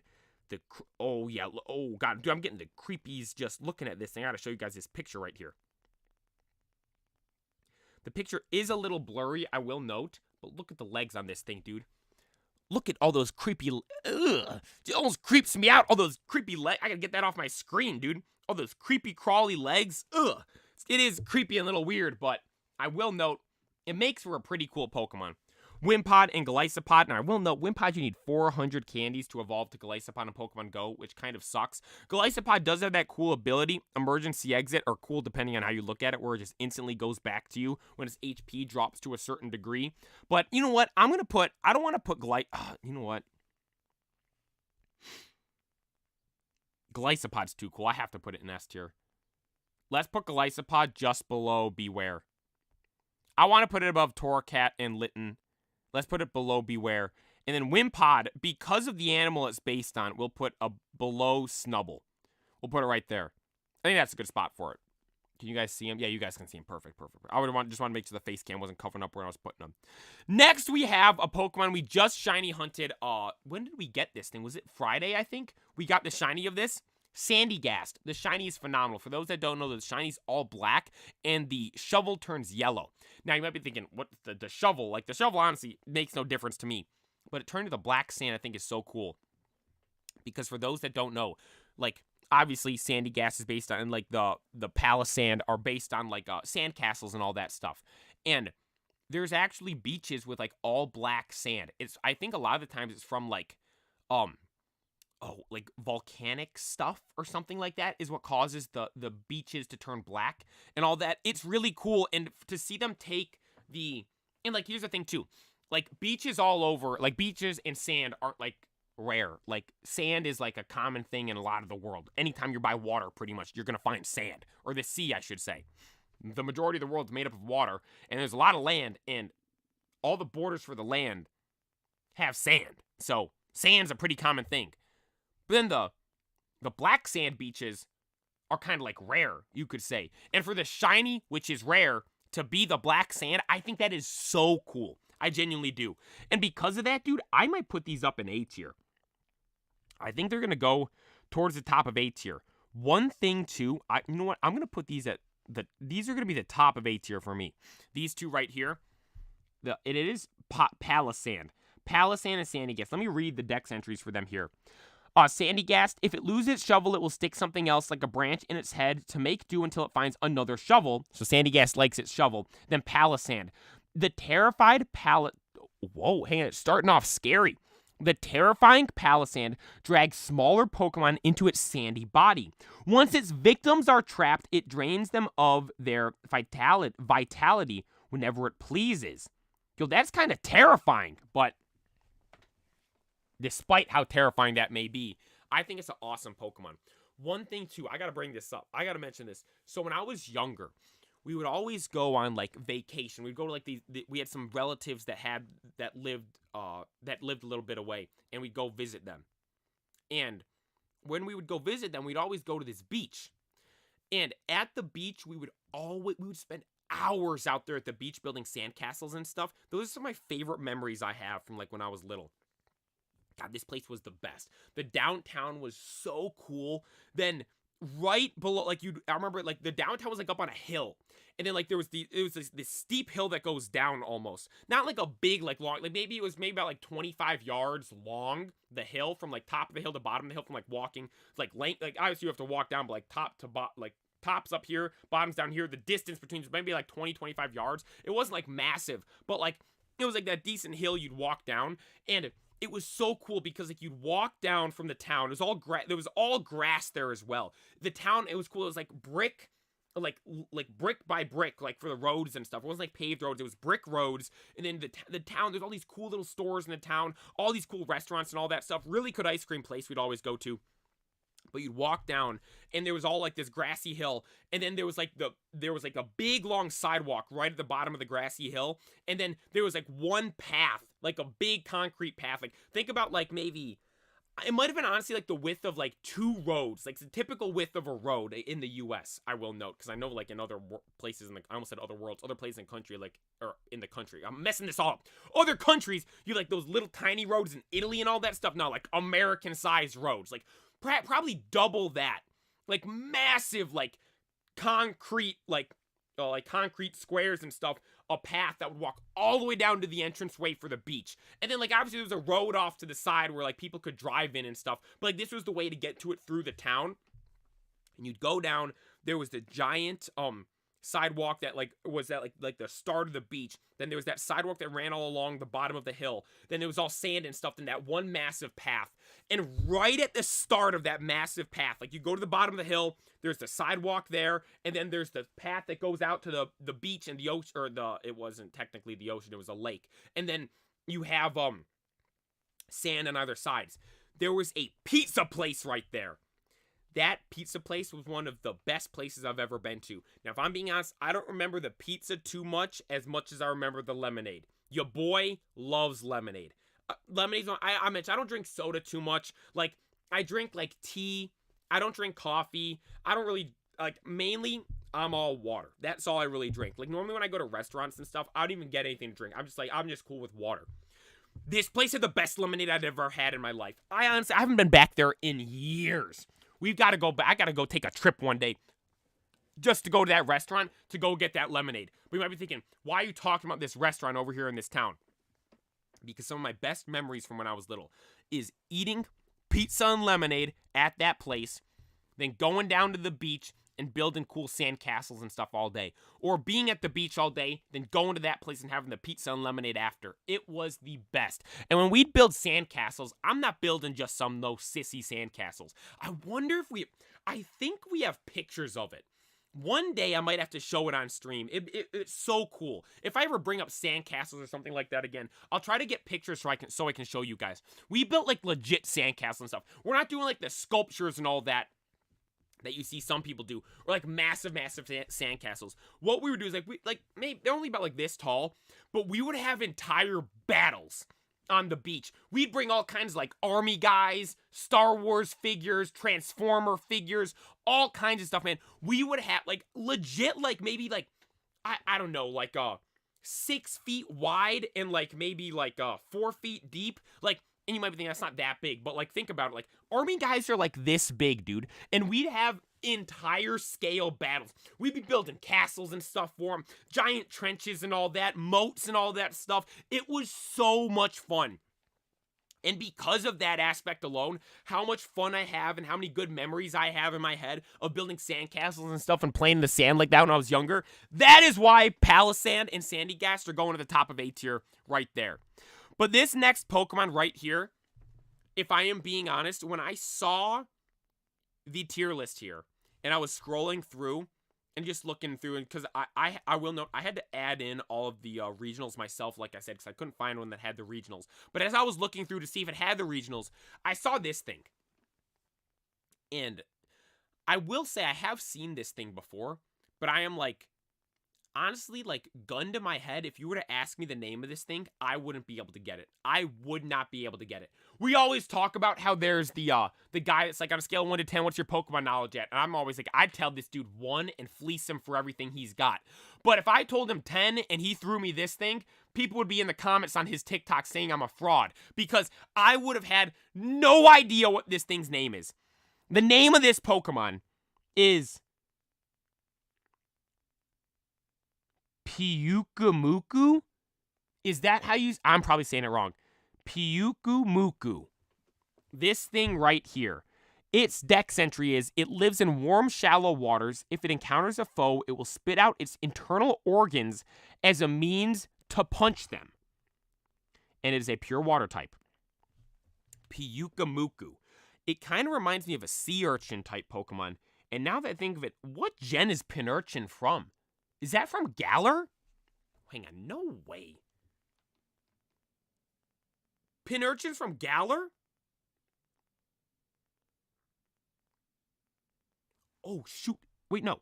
Introducing Sword and Shield, yeah. Yeah, that's kind of surprising. I thought that would be in here. Because it does look like the sea urchin type Pokemon. Like, Pinurchin's the sea urchin Pokemon. But this is like the closest, I guess, you got to it in here. I do feel like I remember seeing it in the anime. That might have been the only place I'd ever seen it before, but Pyukumuku. You know what, Pyukumuku? Oh my god, you know what? Nah, Pyukumuku's an A-tier mon. You're going above Salazzle and them. You're going above Wishy-Washy. You're going above... You know, Pyukumuku, I just learned of your name! And you're going rather high up on the list. I'm going to bump Tonebeak down right there. Let's do that. Pyukumuku's going up there. Why? I just realized the like kind of play on words for its name. So, I'll read the dex entry once again. It lives in warm, shallow waters. If it encounters a foe, it will spit out its internal organs as a means to punch them. And it says Pyukamuku.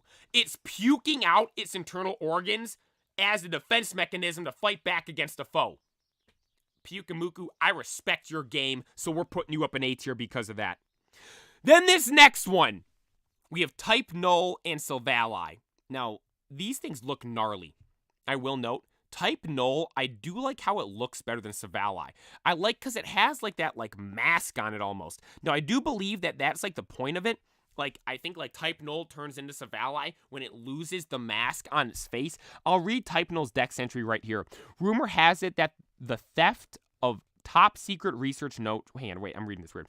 Rumor has it that the theft of top secret research notes led to a new instance of this Pokemon being created in the Galar region. And then Silvally's dex entry is, a solid bond of trust between this Pokemon and its trainer awakened the strength hidden within Silvally. It can change its type at will. And it's via the discs, I believe. Like on the side of its face, it like opens up and you can swap the discs out and all that. It's a cool Pokemon. It's like a hybrid of a bunch of different stuff. And actually, as I'm looking at the two, yeah, Type Null is literally Silvally with the mask on. I don't know, the mask kind of makes it look tougher in my opinion. But I believe Gladion had this in the anime, right? And is there only meant to be one Silvally? Like, does Gladion have the only one? Is like Type Null's like some creation, right? I apologize. I don't know the lore too much of these. Like I said, I did watch the Alola anime, but it was years ago I watched the whole thing. I might have to rewatch it. I was actually thinking about that again, the other day. I was thinking about that. I'm like, I should rewatch the Alola anime because it just got summer vibes and all that stuff. I was thinking about that. How I Type Null from Moon. Yeah, I don't know, like, it's had cool cards and stuff. It is a cool, I will note, like, they're going to be S tier. I'm putting these guys in S tier for sure. They look insane. They look so cool. S tier based on looks alone. Disregard everything else. I'm putting them above Torracat in them. Right there below Glycopod. But I don't remember the lore of it. I think that Silvally and Type Null might just be one of one. It was like some creation. And then Gladion ended up inheriting the creation because it was from like his father or something like that. They explained in the anime. I don't remember what it is off the top of my head. But they are cool. I like the concept of the changing type and all that stuff. And like realistically, like people might say this is a stretch right here. I'm just trying to look for a way to drag Sinnoh through the mud. But like all honesty, like look at Silvally. Like it looks crazy. It's got all these different like things on it. Like look. Whoa, what's happening?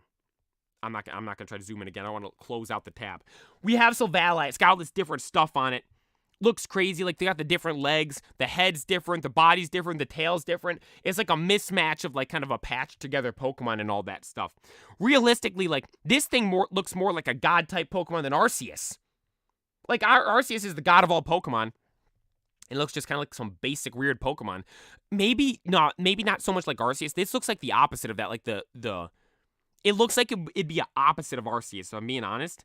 Because, like, Arceus is meant to be, like, the god, like, that pure Pokemon with, like, how it looks and all that stuff. And again, I don't like how it looks too much. It looks the design is cool for the god of all Pokemon, not so much. But then you have the opposite could be, like, kind of like Cerberus. Like, for those that have watched One Piece, the Cerberus in One Piece, where it's got the 3 heads, they're all different colors and stuff. It's all mismatched and all that from Thriller Bark. I think that's really cool. And, like, I like how this Silvally kind of looks. It's all mismatched and stuff right there. It looks cool. I like Silvally. It's a cool Pokemon. What's Silvally's shiny, actually?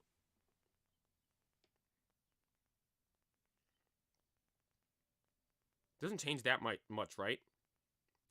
Ooh! Oh, wait, it's actually got a cool shiny. Yo, Silvally's actually kind of sick! Shiny Silvally? It's awesome! There was a shiny Silvally GX box? Well, shoot, I didn't know that. You guys want to see shiny Silvally? Look at this. Shiny Silvally's awesome.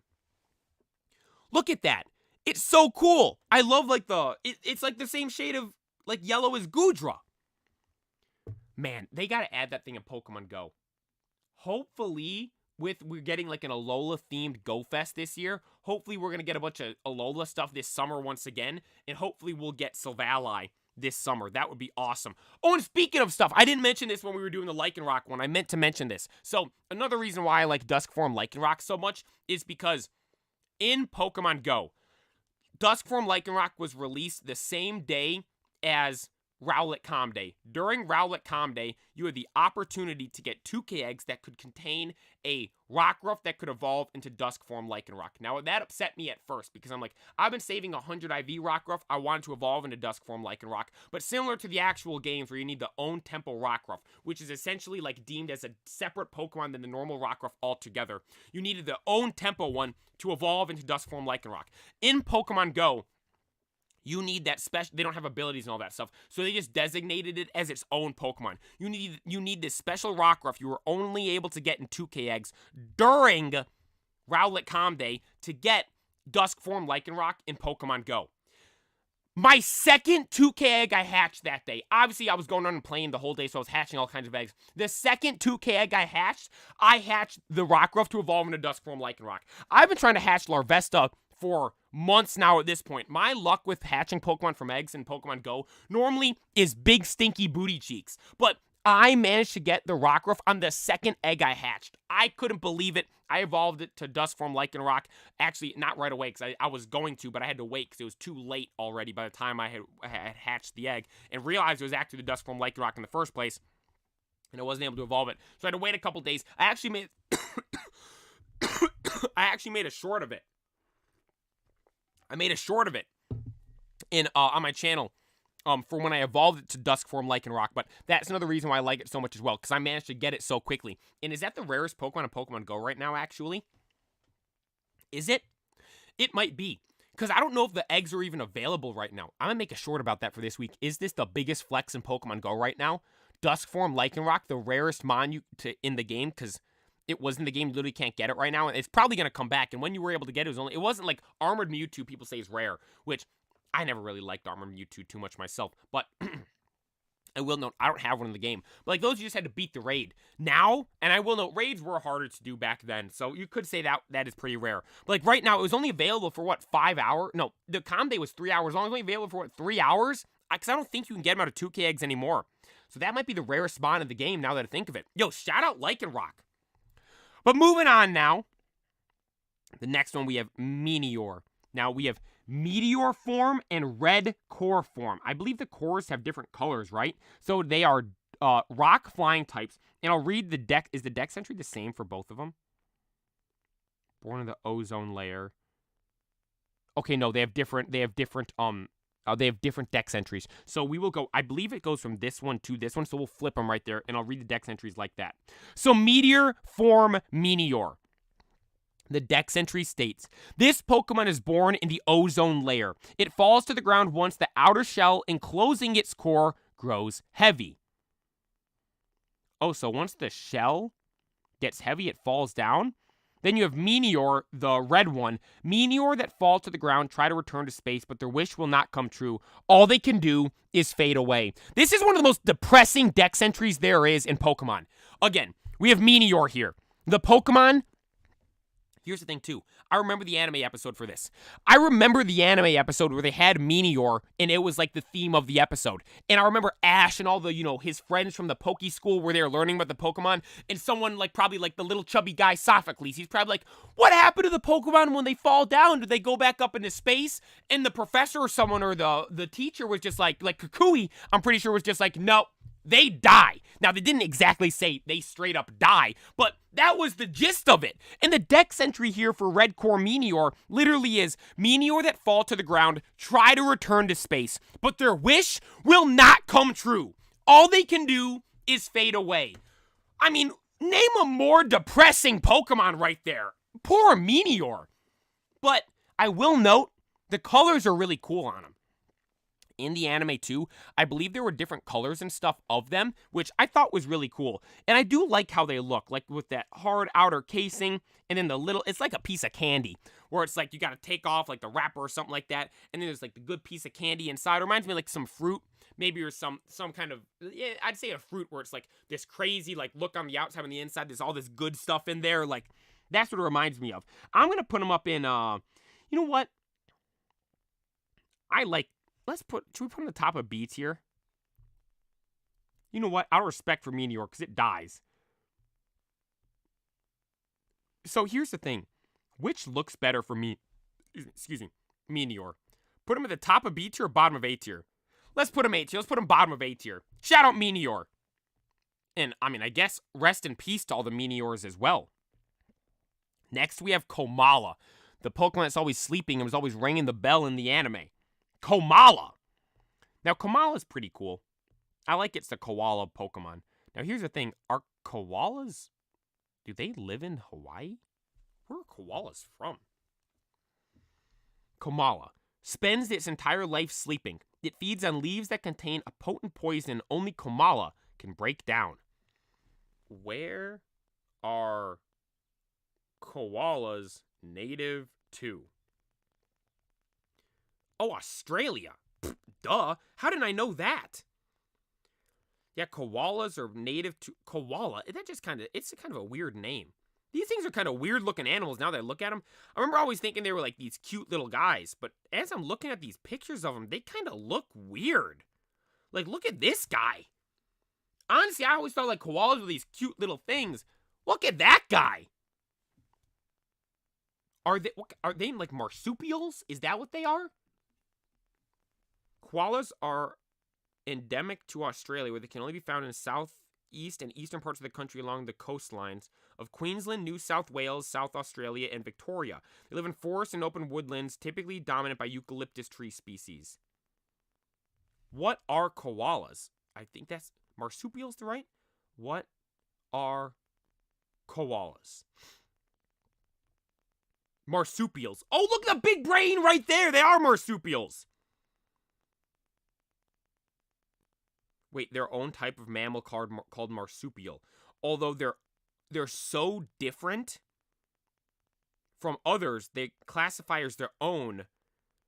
Oh, good lord, we got the scientific name. So they're so different than other marsupials, they classify them as their own thing. Phascolarctid? Phascolarctid? Phascolarctidae.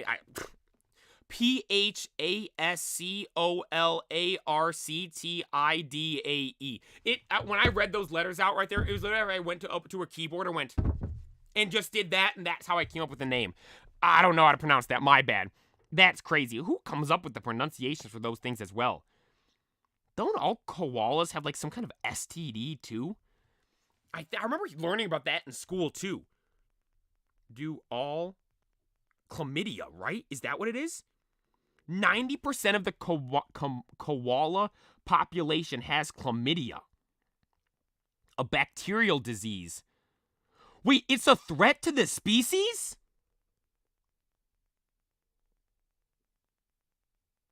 Wait, what?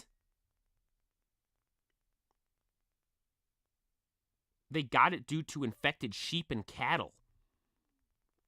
That's crazy.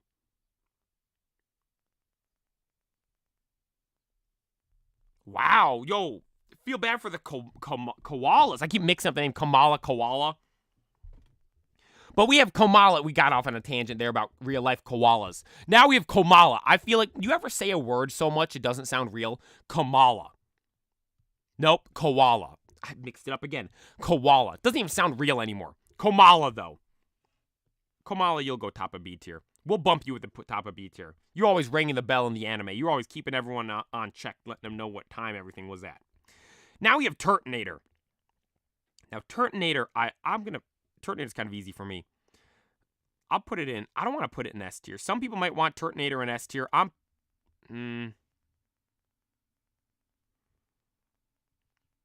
put it below Palisand in A tier. Turtonator for me, like, it's cool. It's the turtle. Are people back to do stuff to the trees again? Well, I'll find out in a sec because Murphy will start barking, actually. Turtonator is cool. I like the spikes on his back, how they explode. I liked Kiawe, how he had one. Its dex entry states, explosive substances coat the shell on its back. Enemies that dare attack it will be blown away in an immense detonation. It's cool because of that. Cool Kiawe had one in the anime, so we got to see it a lot. But I don't know, like, it looks like it's some kind of turtle thing. Maybe like a soft... Actually, you know what? Is it based on a soft shell turtle? Am I just now realizing this? Not. Turtonator's going up an S tier. Soft-shell turtles are quite literally one of my favorite animals of all time. I think they look so cool. And as I'm looking at Turtonator, you have like the flat head, the snout, and the flat back. You might be thinking, well, the back explodes, but you think about it. Soft-shell turtles, they're called soft-shell turtles. Turtle shells normally rock hard. But the soft shell one makes its shell like its biggest weakness. But on Turtonator, what would be its biggest weakness, it turns into its greatest strength with having the explosive stuff on its back. I'm looking this up. Is Turtonator a soft shell turtle?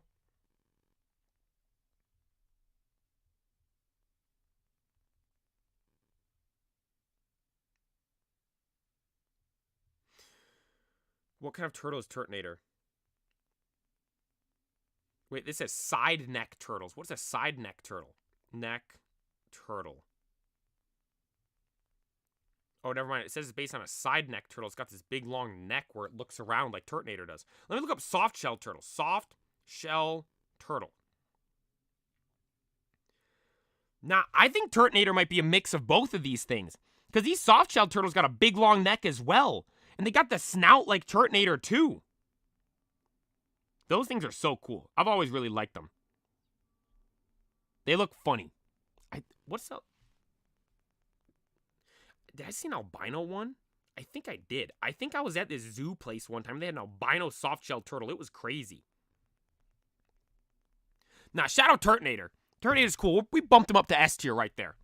Because I realized what he's based on. Now we have Togedemaru, the Pikachu mon. I mean, it's fine. Put it above Passimian. Nah, we'll put it right here. I'll put Togedemaru down there. Sophocles had one. I mean, it's the fake Pikachu mon of the gen. It is what it is.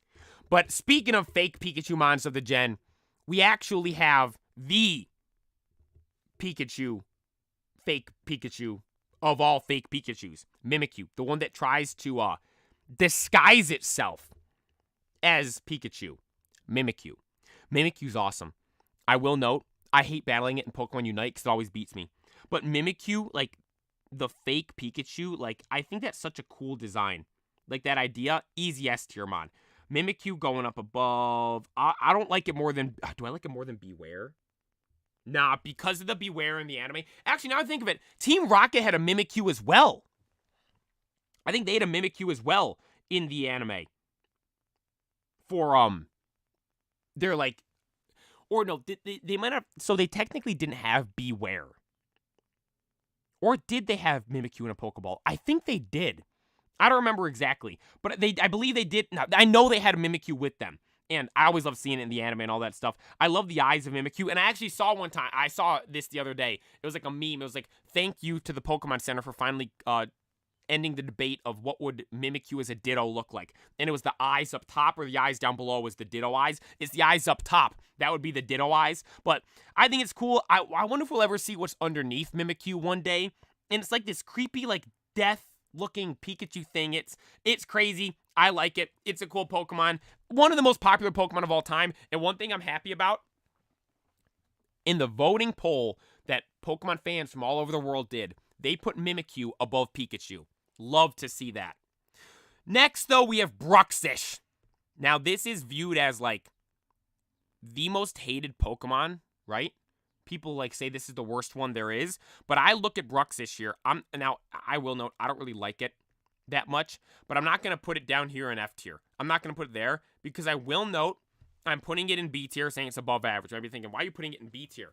Bruxish, a lot of people say is the worst Pokemon ever. It's awful design and all that stuff. I like Bruxish because of one fact alone. They weren't designing Bruxish and trying to make this thing cool. They made Bruxish and said, you know what? Let's make the craziest, goofy, ugly Pokemon we possibly could. There's no way they intended for this thing to look good. They intended for this thing to look bad. So because of that fact alone, I'll respect it and put it in B tier. Yo, your boy Cookie, thank you for tuning in. I appreciate it. Put it in C tier. No, I gotta put in B.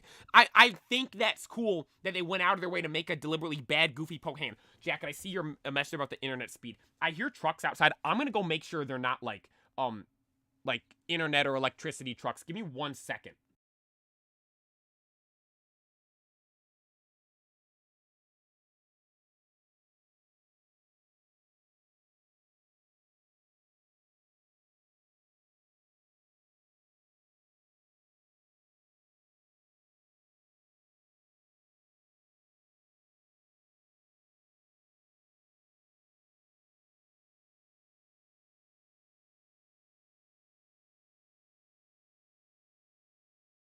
We're good. We're all good. We're all good. It's not. I thought I was worried. I was like, is the electricity internet people pulling up and they're making the stuff bad? No, we're all good. We're all good. You said the stream's jumpy though. I don't even know. I've never tested my internet speed before.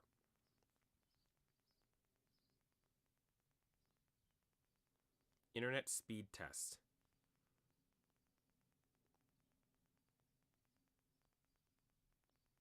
Wait, do I need download or upload for streaming? I'm testing download and it's like 150. What's upload? I assume upload is the one I need. Oh no, it's running it. Never mind. It says very fast. It says download speed is 138 and upload speed is 111. Is that good? Well, I'm gonna look up what's good internet speed. What is good internet speed?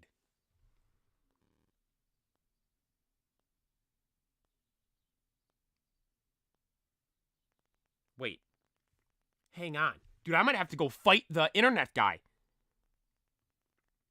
He told me I was going to have 1 gig speed. Like, I looked up internet speed. It says 400 to 100 Mbps is good. Then it says anything over 100 is fast. Then it says 1 plus Gbps is GB gigabyte. The guy told me, he's like, you're going to have gig speed. And I'm like, that sounds good. Now, but I'm over 100 for both. Like I said, dude, I made sure a couple years ago, I'm like, I got the fiber internet. The guys came out here, they had to run the lines and all that stuff. It was a whole process. It was like when I've never bought a house or anything like that, but I see people like, I've seen on like shows or movies or TV and that kind of stuff, like the process people go through with buying a house. You have like someone, no, not buying a house. I'm going to use buying a car as a different example. You're buying a car at a dealership, and then there's like the guys with you that are like, there's actually, what would be a good analogy for this, actually, now that I think of it?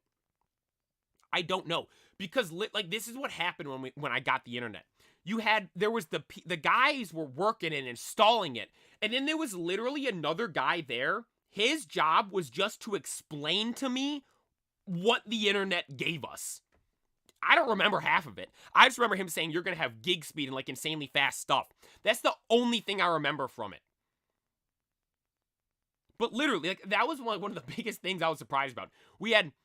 You had the guys came, there was literally a couple of people that were installing this stuff, and then there was literally a guy that came just to explain what was going on. It was a wild scene, but hey, we got good internet. I do have good internet. Moving on now, we have Drampa, who I believe was just released in Pokemon Go, if I'm not mistaken. Actually, with Pokemon Go, I don't even know how stuff's been being, like, they got Zarude's back, but Zarude's back with, like, some stupid research you have to pay for. Oh, actually, Hannah, I'm gonna read Bruxish's, dex entry real quick, so the ugly Pokemon everyone say they hate. So, Bruxish's dex entry states, it grinds its teeth with great force to stimulate its brain. It fires the psychic energy created by this process from the protuberance on its head. Never heard that word before. But now we have Drampa. Now, Drampa's dex entry, let's read this one. The mountains it calls home are nearly 2 miles in height. On rare occasions, it descends to play with the children living in the towns below. And Drampa is a normal dragon type. And I mean, is this not the perfect normal dragon type? Like, in how many different movies, TV shows, or anything you've watched have you seen like some big old ancient type dragon thing that isn't really big and strong? It's just like this old man as a dragon. That's Drampa. Normally when we look at dragons, like we look at Rayquaza, Mega Charizard X, you can look at Reshiram, Zekrom, Salamence, all these Dragonites, all these big, powerful, monstrous dragons in Pokemon. But then you got Drampa. I've always really liked Drampa. I don't know if I put it S tier. You know, I'll put Drampa just below Oranguru. I've always liked Drampa. It's a cool Pokemon. It really is. Drampa's a cool Pokemon. It genuinely is. I like how it is. And it's like, again, normally with the dragons, we're getting big, strong, powerhouse dragons. But for them to give us this kind of dragon, and again, it's not like something we necessarily needed. But like, you see a lot of times, in like movies and TV shows and stuff, there's the big old wise dragon. That's a better way to describe it. A big old like wise dragon or wise warrior or some person or something like that. That's Drampa. That's literally Drampa. I think it's perfect. Fits that role perfectly, so we're going to put him up in S tier because of that. Then this next one, this is Delmise, right? Yeah, Delmise. It is a ghost grass type, and its dex entry states, after a piece of seaweed merged with debris from a sunken ship, it was reborn as this ghost Pokemon. So it is the anchor of a ship and the wheel of like an old pirate ship and that kind of stuff. I've always thought Delmise was rather cool. I'm putting it up in A tier, below Toucannon. I'll put it above Dartrix, but below Toucannon. Actually, let's do this real quick. Let's bump Palisand. Just because we already have Palisand up there, I'm going to bump Sandygast down just the tiniest bit and put it down there. But, yeah, Delmise up there in A tier. Solid Pokemon. I've always been a fan of Delmise. Always thought it was cool. I remember I didn't even know what its name was at one point. One thing, too, I'm kind of noticing right here. The eye's a compass, isn't it? The eye on Delmise, it only has that one left eye there. It's a, hey, Redstone, thank you for taking the time to tune in. I appreciate it. I hope you have a good one. I believe its eye is meant to be like a compass almost, it looks like. But Delmise is a solid Pokemon. Really cool. Now this next one. Now, when we did the pseudo-legendary tier list, this was the lowest one on there. Jangmo-o.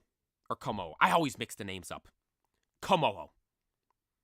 This was the lowest Pokemon we had in the legendary, pseudo-legendary Pokemon tier list.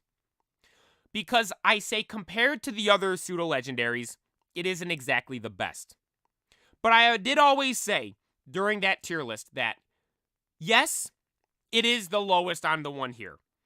But that is compared to the other pseudo-legendaries, and the other pseudo-legendaries are some of the best Pokemon of all time. Normal Komo-o is a really good Pokemon. It is a really, really good Pokemon without a shadow of a doubt. And then the evolutions. Jangmo-o and it's Hakamo-o, I believe. Hakamo-o, Jangmo-o. It goes, I'm saying it, I gotta get in the right order. Jangmo-o, Hakamo-o, Komo-o. Now, in Pokemon Go, the week Alola was released, I caught a wild Jangmo-o. I couldn't believe it. Normally, when the new gen's released, the pseudo-legendary is insanely rare and difficult to find and just to obtain in the game, insanely difficult. I found a Jangmo-o, like, one of the, like I mentioned before, I think it came out on, like, a Monday or Tuesday, maybe a Sunday, and I found it on, like, Wednesday or Thursday. It was, like, it might have been, like, the third day into Alola being out in Pokemon Go. I caught a wild Jangmo-o, and I couldn't believe it, and ever since then, I've always liked it a little bit more because of that. Yo, Puffton, thank you for tuning in. I appreciate it.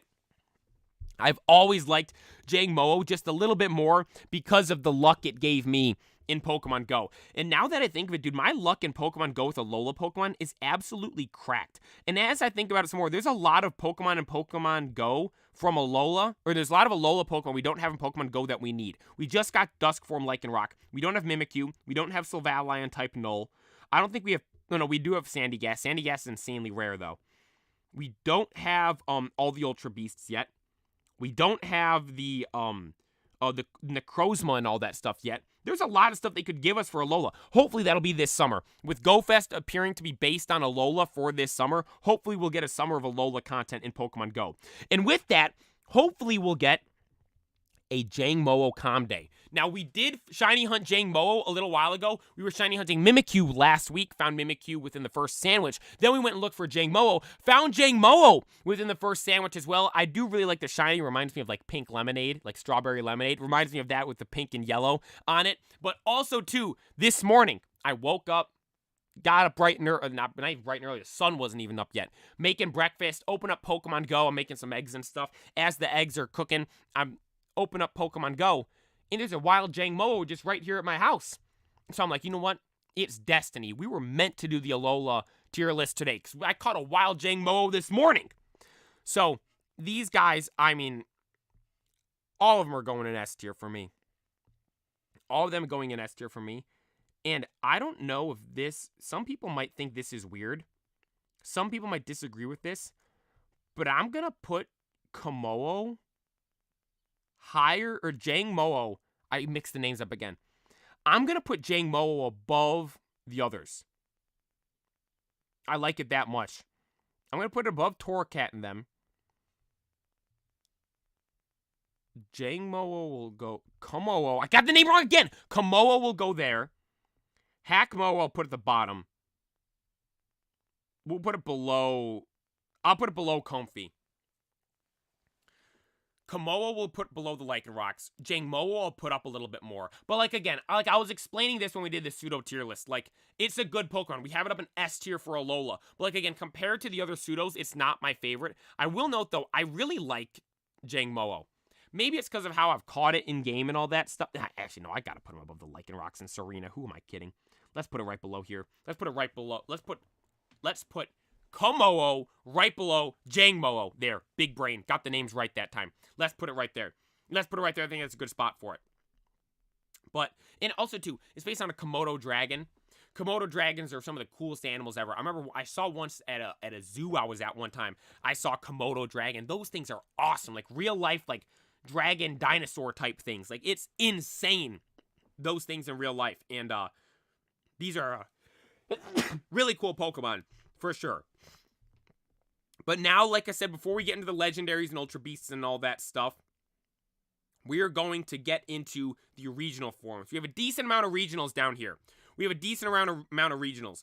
We have Rattata, Sandslash, Vulpix, Grimer, Meowth, Diglett, Geodude, Executor, Raichu, and Marowak. Whole bunch of them on here. And starting off, we've got Rattata. I'm going to put them just over here, just so it's easy to grab them. Rattata, like, took an average Pokemon, just, I mean, continued to make it average. I'm going to put it below the Young Goose and them. I mean, nothing too crazy about that. Sandslash, I do really like these. Alolan Sandslash is definitely going up in A tier. I'm going to put it above Dartrix, below Delmise. And then Sandshrew, I like that it's like the igloo for the outfit. I'll put it down here. Let's put it below Togedemaru. Below Togedemaru down there.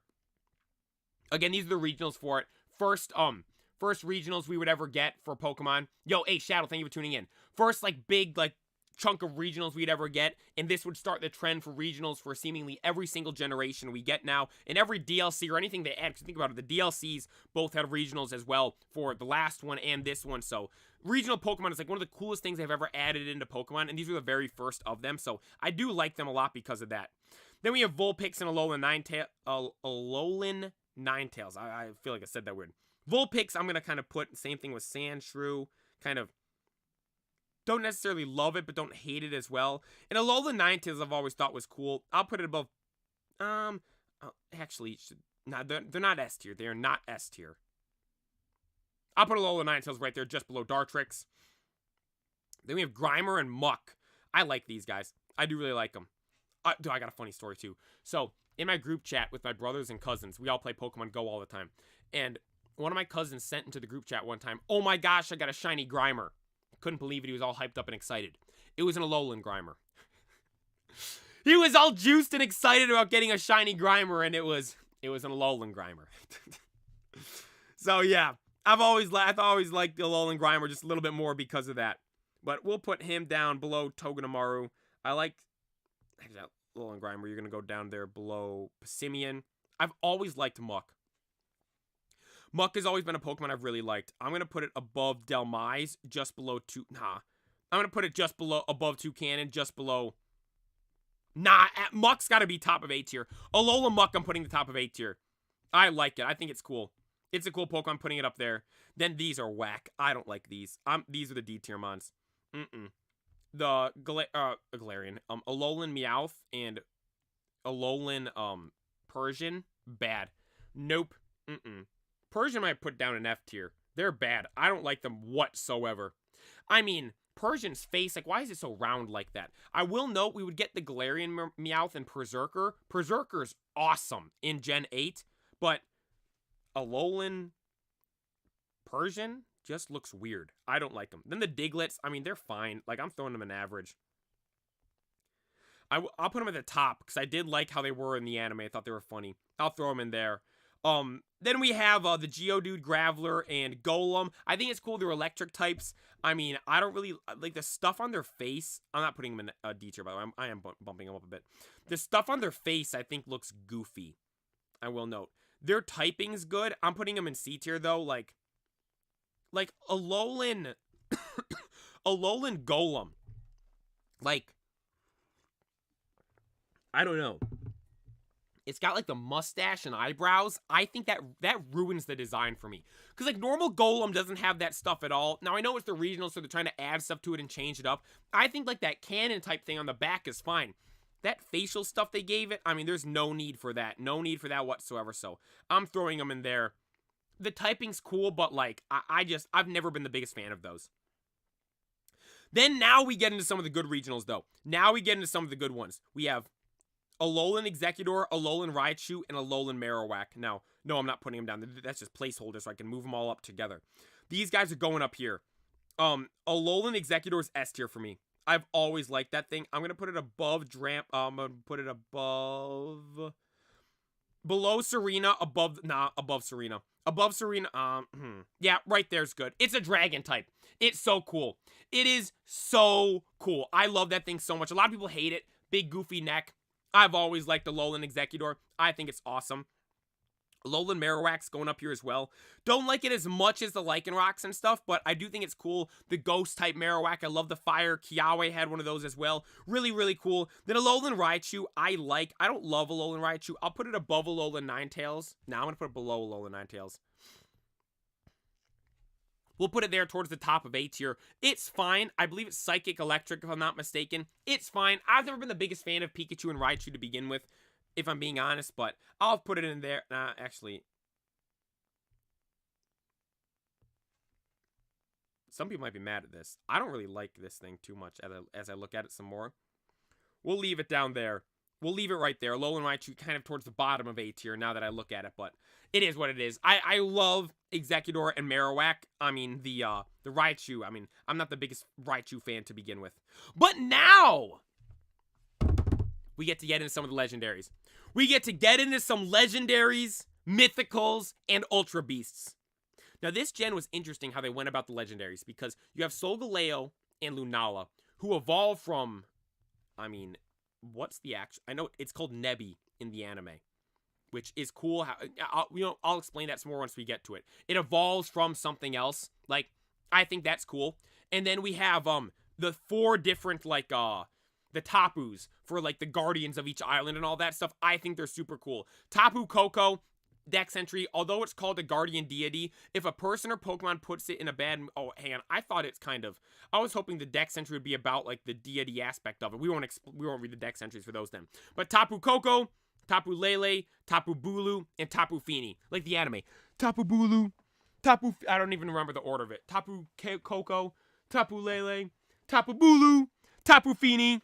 How it said in the opening, dude, it's so cool. The openings for Sun and Moon were amazing as well. We still have to do the opening tier list. I do have to get that together. But these 4 right here, I've always liked. I've always thought they were cool. I'll note, honestly, the order in which I like them might be the order in which they appear on here. Again, I'm not putting them here. I'm just putting them here as a placeholder so I can move them up higher. Okay, so where should each one go? The Tapus are cool. I like the concept of them, how they're each like the guardian deity of each island. Tapu Koko is my favorite one. Tapu Koko is without a doubt my favorite one. That's going up in S tier, above Rockruff, below in... I might put it above Incineroar. I'll put it above... Nah, I'm putting it above Incineroar. Tapu Koko is awesome. It is a awesome Pokemon, going above Incineroar up there. Below Duskform, Lycanroc still, but up there in S tier, awesome. Like, how it was in the anime. How we always see it with Ash. How Professor Kukui used one in the end with the big battle. Like, the true form or whatever it was of Tapu Koko was insane. When, like, closed its, like, arms and stuff and became, like, the head of that thing. It was so cool. It was awesome. Love Tapu Koko, how it was in the anime. And the other Tapus are, like, they're good. I don't want to put them in S tier, though. Because I don't, like, love the other ones. I kind of feel the same about all the rest of them. If I'm being honest. Yeah, I'm going to put them in the top of A tier there. Like, they don't, like, jump out to me. They're like, oh my god, that's so cool. They're fine. I like Bulu's, like, based on the bull. Tapu Lele I have the shiny of in Pokemon Go. And Tapu Fini's insane in Great League. The thing is, though, you have to trade to get it for Great League. Because the only way to get one that's under 1500 CP is to get a bad IV one via a trade. Because you can't get one in raids that's under 1500 CP. So you have to trade it and get like a 1-star one that'll drop the CP to below 1500. So I'll put him in A tier there. Some people might want him higher, but I'm going to put him in A tier right there. Again, I love them in the anime. Thought it was a cool concept. Hopefully, when it comes time that we get like new Alola games, hopefully we'll get like this isn't for years. We got a while for a new Alola games, but like when the time does come, it'll probably be like 10 years from now or something like that. When that time does come though, like hopefully they do something with the Tapus again because they're so cool. But moving on now, we have it's Cosmog, Cosmoem, and then Solgaleo and Lunala. Again, I just know it as Nebby. That was its name. That's what they called it in the anime. Even though its helpless, gaseous body can be blown away by the slightest breeze, it doesn't seem to care. That's for Cosmog. And then for Cosmoem, the king who ruled Alola in times of antiquity called it the cocoon of the stars and built an altar to worship it. Whoa! That's that altar they were always at in the anime, right? They're cool. I like them. So for the first time ever, you have the legendary Pokemon. Normally, the box legendaries are just like the two basic legendaries. They're just the legendary Pokemon. They don't evolve into anything. They don't evolve from anything. They're just the legendaries. But here, for the first time ever, we got something that evolved into them. Now, at first, I hated this. I thought it was really bad. But in all honesty, it's grown on me a bunch. It has grown on me a bunch with these guys right here, with Nebby, and how it evolves. So I'm going to put them... I don't know, actually. Definitely S tier for Solgaleo and Lunala. I think Nebby will leave an A. Nebby will put an A. Let's put do I put above Dartrix? Let's do that. Let's put Cosmog below Dartrix and then Cosmoem above Dartrix. Then Solgaleo and Lunala have to be S tier for this gen. Such good legendaries. Sun and Moon, like, they're so cool. How they were in the anime was really cool as well. I mean, Lunala, the design is phenomenal, with it being literally a moon, like the ghost bat thing. Really, really cool. Then Solgaleo being the sun, the big lion. Really cool as well. Sorry. Solgaleo being the big lion as well. The shiny is awesome. Like, the crimson red on it is super, super cool. So, I'm going to put these, let's put them below Mimikyu. I'll put them below Mimikyu right there. Solgaleo, Lunala. I do like Solgaleo better than Lunala because of Solgaleo's shiny. So, let's put them right there, below Mimikyu. That's a good spot for them up in S tier. Then we have the Ultra Beasts. Now, we'll go through and do every I'll come back to the we'll go to the Necrozma stuff, then let's do the Ultra Beasts, Necrozma, Mythicals. Thank you, yeah, sorry. I felt like I was gonna sneeze, I kept talking, then I had to, like, that little sneeze, then I actually sneezed, so. Sorry. But now we move on to the Ultra Beasts. Now, I will note, I don't really like a lot of the Ultra Beasts. Being completely honest with you guys, I don't really like most of them. I mean, I know it's like Bruxish, the fish. Like, they're meant to be these crazy, weird designs that are, like, from some other world. But a couple of them, like, don't even look like Pokemon. Like, they just look dumb, in my opinion. So, Neoligo, D tier. Celestelia, D tier. Stakataka, D tier.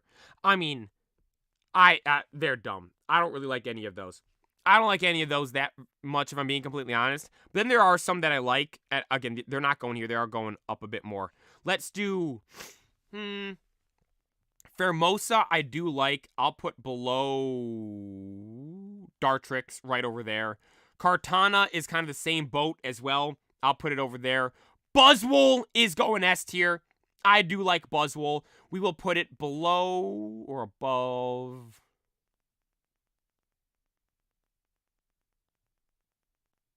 Above Silvally. Nope, just below Legendaries. Well, Buzzwole, the Yolkmon up there, I look just like Buzzwole. I'm going up there with Buzzwole. Let's put him up there. Then we have Xurkitrese. Xurkitrese is kind of cool. I'll put it at the top of B tier. Like, Xurkitrese is kind of cool, the electricity and all that stuff. I kind of wish it had a face. It doesn't have a face. Like, that's the only thing for me that really, like, holds this thing back. Like, I wish it had it has arms, legs, a tail, then just, like, the electric head. Like, at least give it some, like, blue eyes or something like that. It doesn't have anything, so that's honestly the one thing that's always held it back for me. And then, is that Neoligo, Celestelia, and them are down there in D tier. I don't really like them too much. Then Guzzlord. Guzzlord's okay. I mean, I'll put it in, did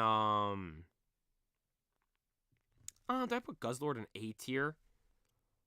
Kartana, I put in A tier. I like it at, like, Pheromosa. I think it's pretty cool. Guzzlord, though. You know what? If I put it A tier, I'll put it with the other ones. I'll put it like that. What type is Guzzlord? It's a dragon type, right? Pheromosa is bug fighting. I believe Buzzwole's bug fighting as well. Xurkitrese is pure electric. Now, maybe I bumped... Where did I put Xurkitrese? B tier? Nah, I'm going to bump Xurkitrese. I'll put it with the other ones. I'll put it A tier. I'll bump it up to A tier. Celestelia, though, kind of blows. Kartana is pretty cool. Guzzlord, though. Here we go. Guzzlord, dark dragon type. Dark dragon. So, it's fine. I'll leave it right there. But then this next thing. We have Necrozma. Now, Necrozma is, like, kind of crazy. I'm going to read the dex entry for it right now. It looks somehow pained as it rages around in search of light, which serves as its energy. It's apparently from another world. Necrozma, I think, is really cool. This is, like, the third legendary from this generation. And then you have different forms of the legendaries because of Solgaleo and Lunala and Necrozma. So you just have normal Necrozma right here. Sorry, I keep sniffling. Necrozma right here, I'm putting S tier. This thing looks just violent and insane. Honestly, normal Necrozma, do I like more than Solgaleo and Lunala? I do. It looks just gnarly, dude. Normal Necrozma is insane. And then the next one's here. So we have, like, Necrozma formed with Solgaleo and Necrozma formed with Lunala. Necrozma formed with Solgaleo is Dusk Mane. And its dex entry is, this is its form while it is devouring the light of Solgaleo. It pounces onto foes and then slashes them with the claws on its forelimbs and back. And then Dawn Wings. So last one was Dusk Mane. Now we have Dawn Wings, Necrozma, and Lunala. Lunala no longer has a will of its own. Now under the control of Necrozma, it continuously expels all of its energy. Now, it's kind of dark and scary with the dex entries there, but those things look insane, dude. They are so cool. The Ultra Beast, or the Necrozma, Solgaleo, and Lunala. I mean, Solgaleo and Lunala look fine to begin with. This is just a giga upgrade for both of them. Both of these look absolutely insane. I don't want to put them above Mimikyu. I'm not going to put them above Mimikyu. I'm going to put them right there. I think they're the best out of the legendaries for this generation. They look so cool. Necrozma almost reminds me of Darkrai in a way. Kind of like how it looks and all that stuff, like with the arms, all blacked out body, like it reminds me of that. And then how it forms with the other ones is like, it looks so cool when it does that. But then you have Ultra Necrozma. Now, Ultra Necrozma, I mean, I've never really been the biggest fan of. Like, this is meant to be like the biggest, strongest Pokemon there is. Like, let me read Ultra Necrozma. I believe it's when all three come together.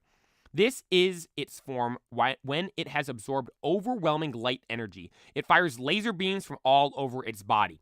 This is like one of the toughest battles, I think, in all of the Pokemon games. Ultra Necrozma. It is just, you know what?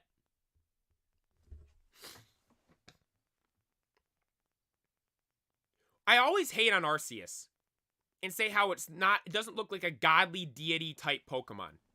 Arceus is a good design. Not for the god of all Pokemon. Ultra Necrozma looks like it'd be the god of all Pokemon. Ultra Necrozma is, I'm putting it up in S tier because of that. Ultra Necrozma is the design that should be the god of all Pokemon. Legitimately. I'll put it right there. Ultra Necrozma should be the god of all Pokemon. Like, that's the design. That should be the design of the god of all Pokemon. It looks like some deity godlike being. It really does. It's massive, has these crazy arms and wings. It's just emitting constant light. Like, it's so gnarly looking. This should be the god of all Pokemon. Ultra Necrozma. This is what the god of all Pokemon should look like, not a llama with a yellow hula hoop around its waist. But you know what? Before we do the mythicals, I missed out on my two favorite Ultra Beasts, Poipole, Naganadel, and Buggy, or Blacephalon. Now, for those that don't know, just recently, I believe it was not last Friday, but the Friday before, they announced in Pokemon Go that they're bringing Ultra Beasts back, and they're releasing some of these Ultra Beasts right here, the ones we've yet to get. Poipole, Naganadel, and Blacephalon. Now, there's a research to get Poipole. I got Poipole already. I haven't completed the research. I believe by completing the research, you get the opportunity to get Naganadel. But we've yet to get Blacephalon. Buggy D Clown. My favorite Ultra Beast in Pokemon Sun and I shouldn't say in Pokemon Sun and Moon, because Sun and Moon's the only game with Ultra Beast. My favorite Ultra Beast, there is Buggy, Blacephalon. Might be thinking, why do you call it Buggy? It's based on a clown. Buggy D Clown from One Piece is like, he's got the nose, the hair, the clown. And then Shiny Blacephalon's blue, Buggy's hair is blue. So that's why I call it Buggy. So I love Blacephalon so much. I think it's crazy. Ghost Fire type, one of my other favorite Pokemon, Chandelure, Ghost Fire type as well. Has a cool shiny. Its head just simply explodes for its attack. I think that thing's crazy and gnarly. I've always really liked it. Then Poipole, obviously, Ash had one. I think it's really cool. I'll put Poipole and Naganadel. I might put them above Golisopod. I might have them below Buzzwole, though. I don't know. Do I like them more than Buzzwole? That's the question I gotta ask myself right here. Nah, Buzzwole's yoked. Shout out Buzzwole. I'll put him above Poipole and them. But definitely Blacephalon's my favorite Ultra Beast, without a doubt. And how we got the Ultra Beasts and everything in this game, like, is kind of unexpected. Like, who'd have thought when I think of, like, Hawaii and those islands and all that, I don't think of, like, aliens and interdimensions and all that stuff. If I'm being honest, like, I don't know where I would think of for that, but, like, I would think it'd get into, like, the Tapus, how we had the guardians of each of the islands. Like, that makes sense with, like, the cultural lore that is there for something like that. But, like, tying into, like, other dimensions and other worlds, it's so crazy what they did during Alola. And honestly, like, it's all chaos, and it all comes together perfectly with these gnarly, crazy Pokemon that are the Ultra Beasts, with Ultra Necrozma, with just Necrozma forming with the different legendaries. Like, it's so cool. This gen as a whole is genuinely elite and super, super good. I like them, all of the Pokemon, so much. It's so cool. And the Ultra Beasts, I think, are kind of like the cherry on top there with, yes, I don't like the Ultra Beasts too much, but the concept of them, I think is really cool, and I really, really do like that. Does Blacephalon have eyes? Probably not. I doubt it. But it has, yeah, probably not. But its head explodes. Next, though, we have the mythical Pokemon. We have Magearna, Marshadow, Zeraora, and then Meltan and Melmetal. Now, Magearna's dex entry is it synchronizes its consciousness with others to understand their feelings. This faculty makes it useful for taking care of people. Wait, what? It synchronizes its consciousness with others to understand their feelings. This faculty makes it useful for taking care of people. Is faculty the right word to use there? I don't know. Magearna's fine. I remember my brother had a team one time in Gen 7 OU with Magearna that was just OP. I don't really like Magearna that much, though. It has that one cool form, though, right? Oh, they don't have it in the Pokedex. They don't have it as its own form. I don't see it in here. Magearna's fine. Like, I'll put it at the top of B tier. Yeah. Nah, I'll put it below Kamala. I'll put it in B tier. I mean, I've never really had any reason to like Magearna, really. Then, Marshadow. I like Marshadow. So, Marshadow is, the, like, main Pokemon or main event of the upcoming GoFest 2024. Marshadow is so cool. It had a movie already. This is an easy S tier Pokemon. One of the best mythicals we've ever gotten, in all honesty. I'll read the dex entry for it right now. Marshadow. It slips into the shadows of others and mimics their powers and movements. As it improves, it becomes stronger than those it's imitating. Marshadow just looks cool. Talk about, like, simplicity as its finest. Small, simple design, not all these crazy elaborate colors, just the grays to mimic the shadows and all that stuff. Marshadow's really, really cool. Now, I don't think I like it more than Naganadel in them, but I'm going to put it down up there in S tier. Easy spot for it up in S tier for Marshadow right there. Then we have Zeraora.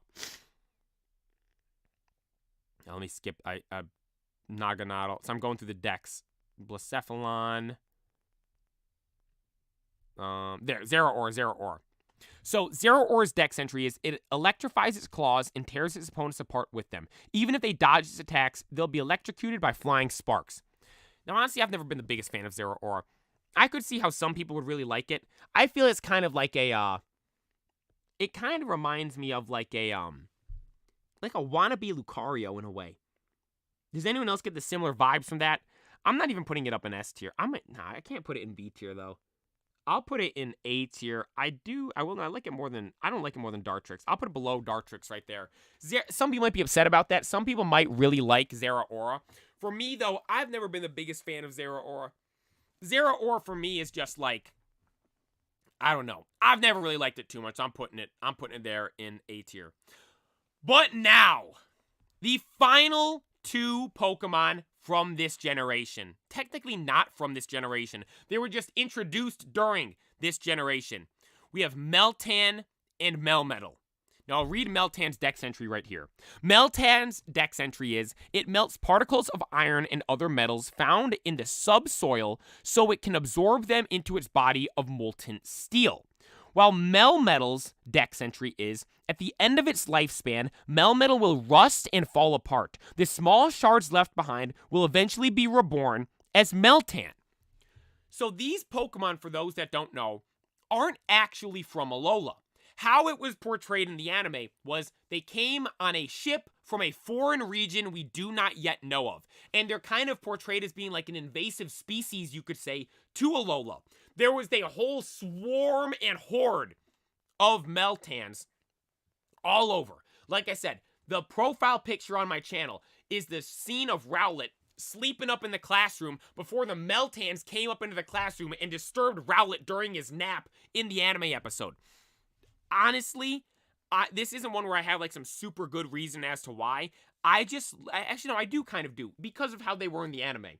Because of how they were in the anime, I absolutely love Meltan and Melmetal. My favorite mythical Pokemon of all time. They are classified as mythical Pokemon. Now, I will note, it is kind of weird because they are from a different region, and there's a lot of them. They're just simply from a region we don't know of yet. I think they were only classified as a different as a mythical Pokemon because they're not from Alola, so I didn't really know what to do with them. But Meltan and Melmetal, I've always really liked. I think on the legendary tier list, I had them at the top of S tier, and a lot of people got upset by that. But for me, these are some of the best Pokemon there are. These are the top of S tier for Alola. I don't want to put them up in God tier with Rowlet because I want to have Rowlet on its own. But in all, like, my legendary tier list, I didn't put Melmetal up in God tier, did I? I'm going to check. I don't think I did. If I put Melmetal in God tier on the tier list, I'll put it up right now. I don't believe I did, though. I do not think I did. Let me see. Ranking every... Where's legendary? Where's legendary Pokemon? Every legendary Pokemon. Here we go. Gotta add. Gotta skip through the ad real quick.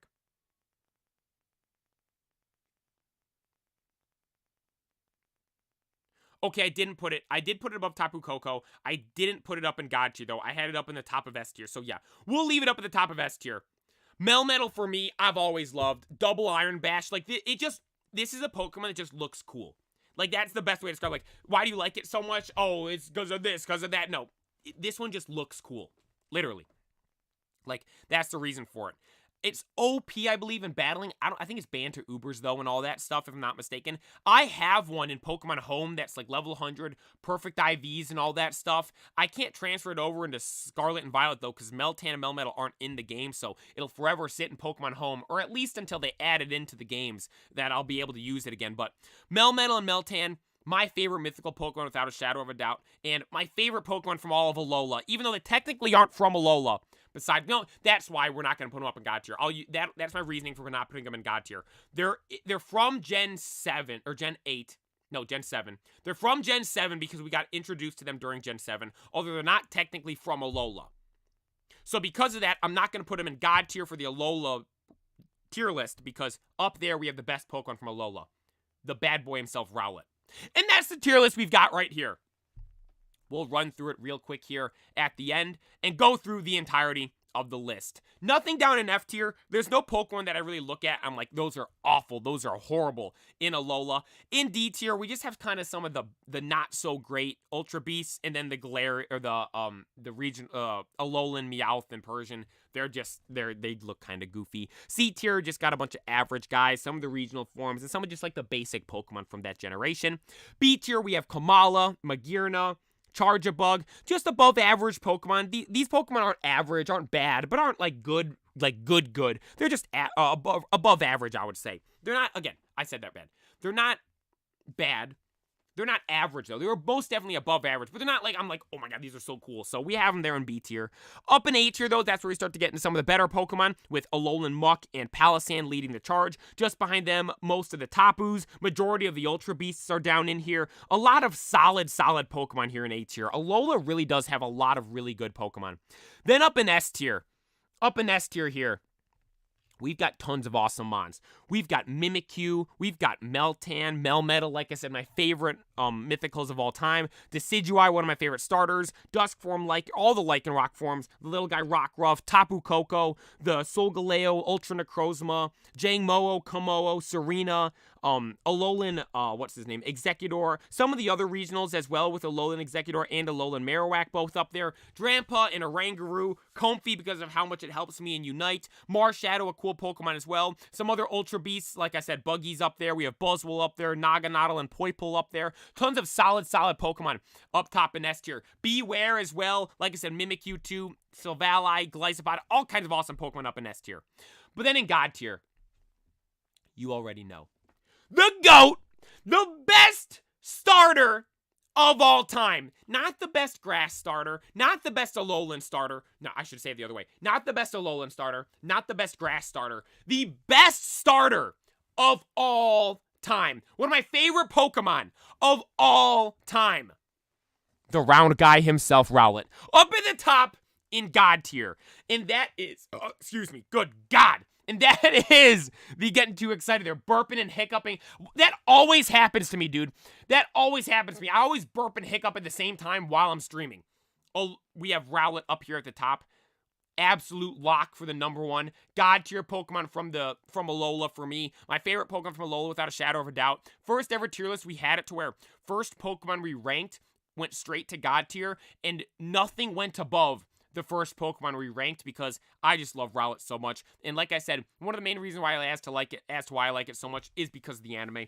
How it was portrayed in the anime, Rowlet's one of, if not my favorite Pokemon we ever saw in the Pokemon anime. I absolutely loved it in Sun and Moon. In an anime that a lot of people disliked because of how Ash was, I found Rowlet my favorite Pokemon I'd ever seen in the anime, and that's what's one of the reasons that's why I like Alola so much. We have the life-size Rowlet in the background. Rowlet's the profile picture on all my social medias. I absolutely love Rowlet, my favorite starter and one of my favorite Pokemon of all time. And that is the tier list, and that is all for this stream right here. To everyone that took the time to tune in, I thank you all so very much. Shadow, thank you for tuning in. Puffton, thank you for tuning in. Your boy Cookie, thank you for tuning in. Jacket, Redstone, everyone that took the time to tune in today. Yo, Hasham, the Derp Jerk, everyone that tuned in, you guys were all the best. Thank you all so very much. I greatly appreciate it. That is all for this tier list here. That is all for this stream today. We will be live later tonight streaming once again. I don't know exactly what we're going to be doing. I think we may be playing Legends Arceus tonight. I don't know. We'll have to wait and see in regards to that. But we will be live later tonight. As for this stream right here, that is all. I thank you all so much for watching. Be sure to like and subscribe. And